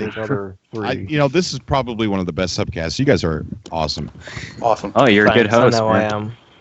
Yeah. Cobra, really fast. Did you see that comment? Do you see that comment that Lynn just made? Is that it's that it's people are making up things that kind of aren't in the game? And remember, I put up this thing that actually shows you, and there's 3 games in particular. There's this old Atari 2600 series that they put out that had all of these esoteric concepts. There was a trilogy, right? And Atari actually ran, it was a $25,000 bounty, and no one could solve the puzzles that were in that game. And this goes all the way back to Atari 2600, like proof. In the game, but I specifically put that. And then there was the article for the Curious community about that that was done by Lion Studio and done by Peter Molyneux. That Sean worships, and Peter Molyneux is like one of my favorite developers. But that game also had this hidden puzzle and this hidden part of the game that it took one guy like 7 months to actually figure it out. Everyone said that it didn't exist. I'm just telling you that the stuff in some of these games done by some really smart people, it's actually in the game. And it's not that people are stupid. It's just that not every, and this is, I say this, people take it the wrong way, but not every game was meant for every person. Right. So some of these games were, so on the surface, some guy was meant to go and find all of the animals and do zoology for No Man's Sky. That's his thing. But for somebody else, it could be the planetary stuff, the actual true astronomy. And so there's a whole bunch of different layers of the game that are kind of there, but there's there for different people. And I think people just get offended that, oh, wow, you're into astronomy, or you actually know what the math is behind the game. Then they get offended that, something, or you could figure out or see something that they don't have the ability to see. And that's what I think is the kind of the big problem with the No Man's Sky community. Oh, you're an astrophysicist? Is that what you do? I'm a linguist. Oh, okay. Yeah, Ron, I wouldn't let it bother you too much. I've dealt with a lot of negativity on YouTube. And at the beginning, I didn't know how to handle it, and I kind of made a douchebag of myself a couple times. But Ron, use it as like I do. Now when I get negativity, I look at it and I use it as fuel to keep going, to be better, to prove to people that I'm not what they are saying, if it's negative. And I focus on the ones that are around me, the ones that are on this call, the ones that enter in the chat room. I focus on them, and they give me the reason to keep doing what I do and to trying to get better. And you deal with a lot of negativity, and I appreciate all your efforts and how hard you're working at this, and it's fun to you. Just remember, it's fun, and don't answer to a lot of the call outs. That's true. I had to learn the hard way. When there's negativity, I either if it's outright rude, then I just delete it. If it's just negativity, like No Man's Sky sucks, I just ignore it. I don't comment anymore. Because But that's the weird thing is that these guys come out of the woodworks. I could be sitting in a friend stream, like casually trying to watch a friend stream, and we're talking about everything but. And some guy comes in, and it's like that's like his whole thing and his whole line of thought. So it's like, so now I don't even watch streams. I only watch streams of they're like semi-private. They're guys that I know, and they're usually guys who don't even speak English. I'm like watching streams of playing with friends who are in Japan, So I don't have to. So I'm serious. I don't have to deal with this. And it's like that's what I'm like. What the hell is going on here? But like I said, that's gone all the way over to Japan servers just to watch the game.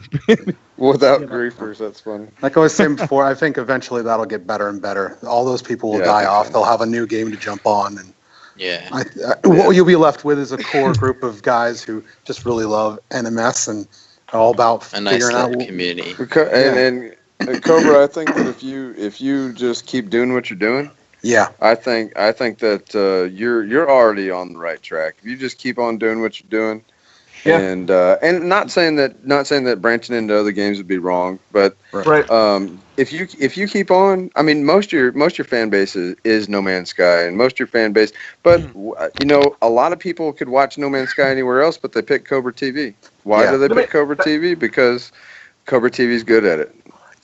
I thank you. Yeah, it's a truth. You do a very, very good job, and you've got a stranglehold on this NMS market. And if anybody wants any kind of information, it's Cobra. I mean, and you do a good job. You've got a great personality. Obviously, there's millions of people who love your voice. 30,000. I was telling my wife earlier tonight, before I got on the show, I was telling my wife, I said, this Joker could get a job at a radio station anytime he wanted. I don't know what he does for a living, but he's missed his calling in radio if he's not working in radio right now. I make enough money. I'd rather be here with everybody and on YouTube.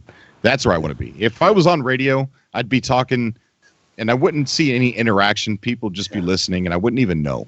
But here, it's like I'm on radio. Right. Yeah. I get a tiny bit of money on YouTube and I put that back into Cobra TV to buy microphones and headphones and things like that. It's not much, but I do got a good career and I make enough money. So your voice would sound good on a regular SM58. That's all you need, man. You don't need a special. A what? It's a microphone. It's a microphone. Oh, sorry. It's a dynamic microphone. That's funnier. And SM7 would be good too. Radio jokes. Yeah, they're so funny. Yeah. Sorry, I'm a music tech guy. Okay. Yep. Same here. Guys, I really appreciate the kind words. You guys are amazing, and it makes me feel good. And thanks for having I'm lucky us to have you guys around. Yeah. I want to say thanks to Martin Requiem for doing an awesome job moderating the forums. Thank you so much. Unpaid, and here I hear my broker say, I have so much money. I'm like, hey, Where's my administration money? No, I'm just kidding, bro. No, I'm kind of, Cobra does this, does the YouTube, and I'm more, I will not be scared away from any of the groups. I am in 2 groups now. I'm also starting the Planet Nomads group I have got. And, concerning negativity, as being one of the admins who was kind of most known in there, I have a lot of stuff to deal with, and you just deal with it, you move on, and you just keep in mind, there are a lot of people who love the game, who like to be in a community, and that's where you focus on. You focus on the positivity, and just let the negativity slide by. So I as long as I live, I will still continue keeping the groups a nice place to stay. Awesome. Thank you. Thank you. You're welcome. Very awesome. And if And thank you, anybody's ever, Cobra. thank you guys. And if you're watching this video after it's been uploaded to YouTube, and you weren't here for the stream, and you actually sat through 3 hours, anybody that's been here for 3 hours is a Cobra.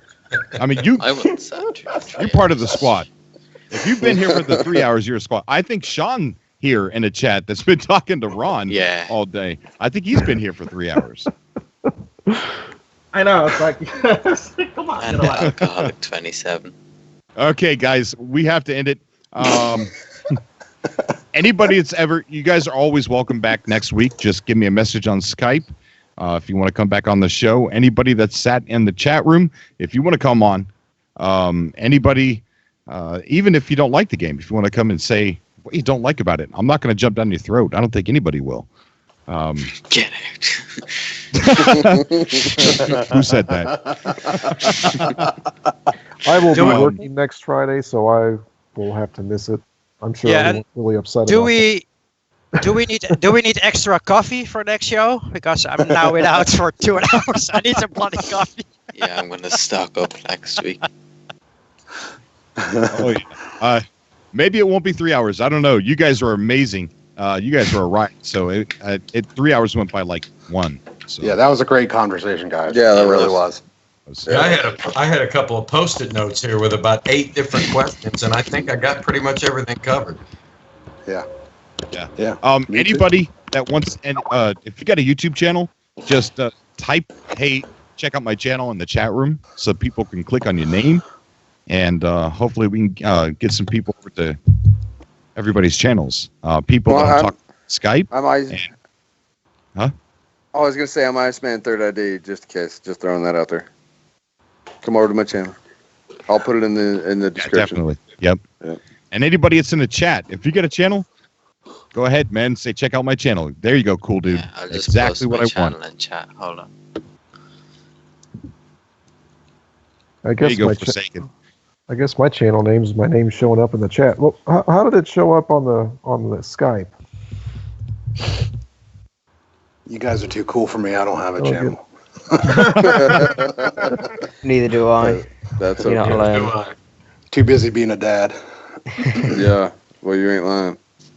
Okay, guys, I'm gonna drop the call here myself. So everybody have fun times with playing No Man's Sky, and awesome to talk to you all, and maybe talk to you another time. All right, man. Awesome, Mark. too, Thank you for see coming you. Okay, on. Yeah. take care. Can I say something before the stream ends? Sure, go ahead. Uncle Cobra. Ah, Yes. I knew it was coming. It's coming with you being on the call. I You knew beat it. me to it. You beat me to it. You guys are awesome. As All are right, you. so hopefully I'll see you guys next Friday. I'm going to also be talking to Iceman about doing these twice a week. Oh, wow. Yeah, so going to have to come up with a lot more things to say. I'm gonna need to buy We a just lot made more it energy 3 hours. drinks. Yeah, I was gonna say I didn't have to really talk a whole lot tonight because we had a lot of good guests on the show, and I didn't really have to take up any slack because there was a lot of conversation going on, and I really didn't feel like stepping on anybody. So No, you did great. Great. I think next week or the week after, we're actually going to have the moderators from the Reddit page for the Galactic Hub. So they're going to be on here. Awesome. That'll be interesting. What about I'm out. what about the archaeologists team? Do you think you'll ever have those guys back on again? The who? Archaeologist? Yeah, there was a team that was going through. Yeah, I'm glad you reminded me. I'm going to look his email up and send something to him and see if he wants to come back on. Yeah, just for it's a good subject idea. Matter. Yeah, that's a good idea. All right. Oh god. Uh-oh. Somebody let him out of the room. The stream's over. You can come out.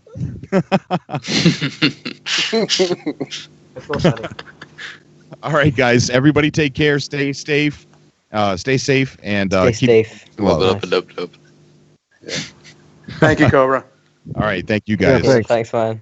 Yep. Thanks, Have a Chris. good night, everybody. Yep. Have a good night, guys. See you.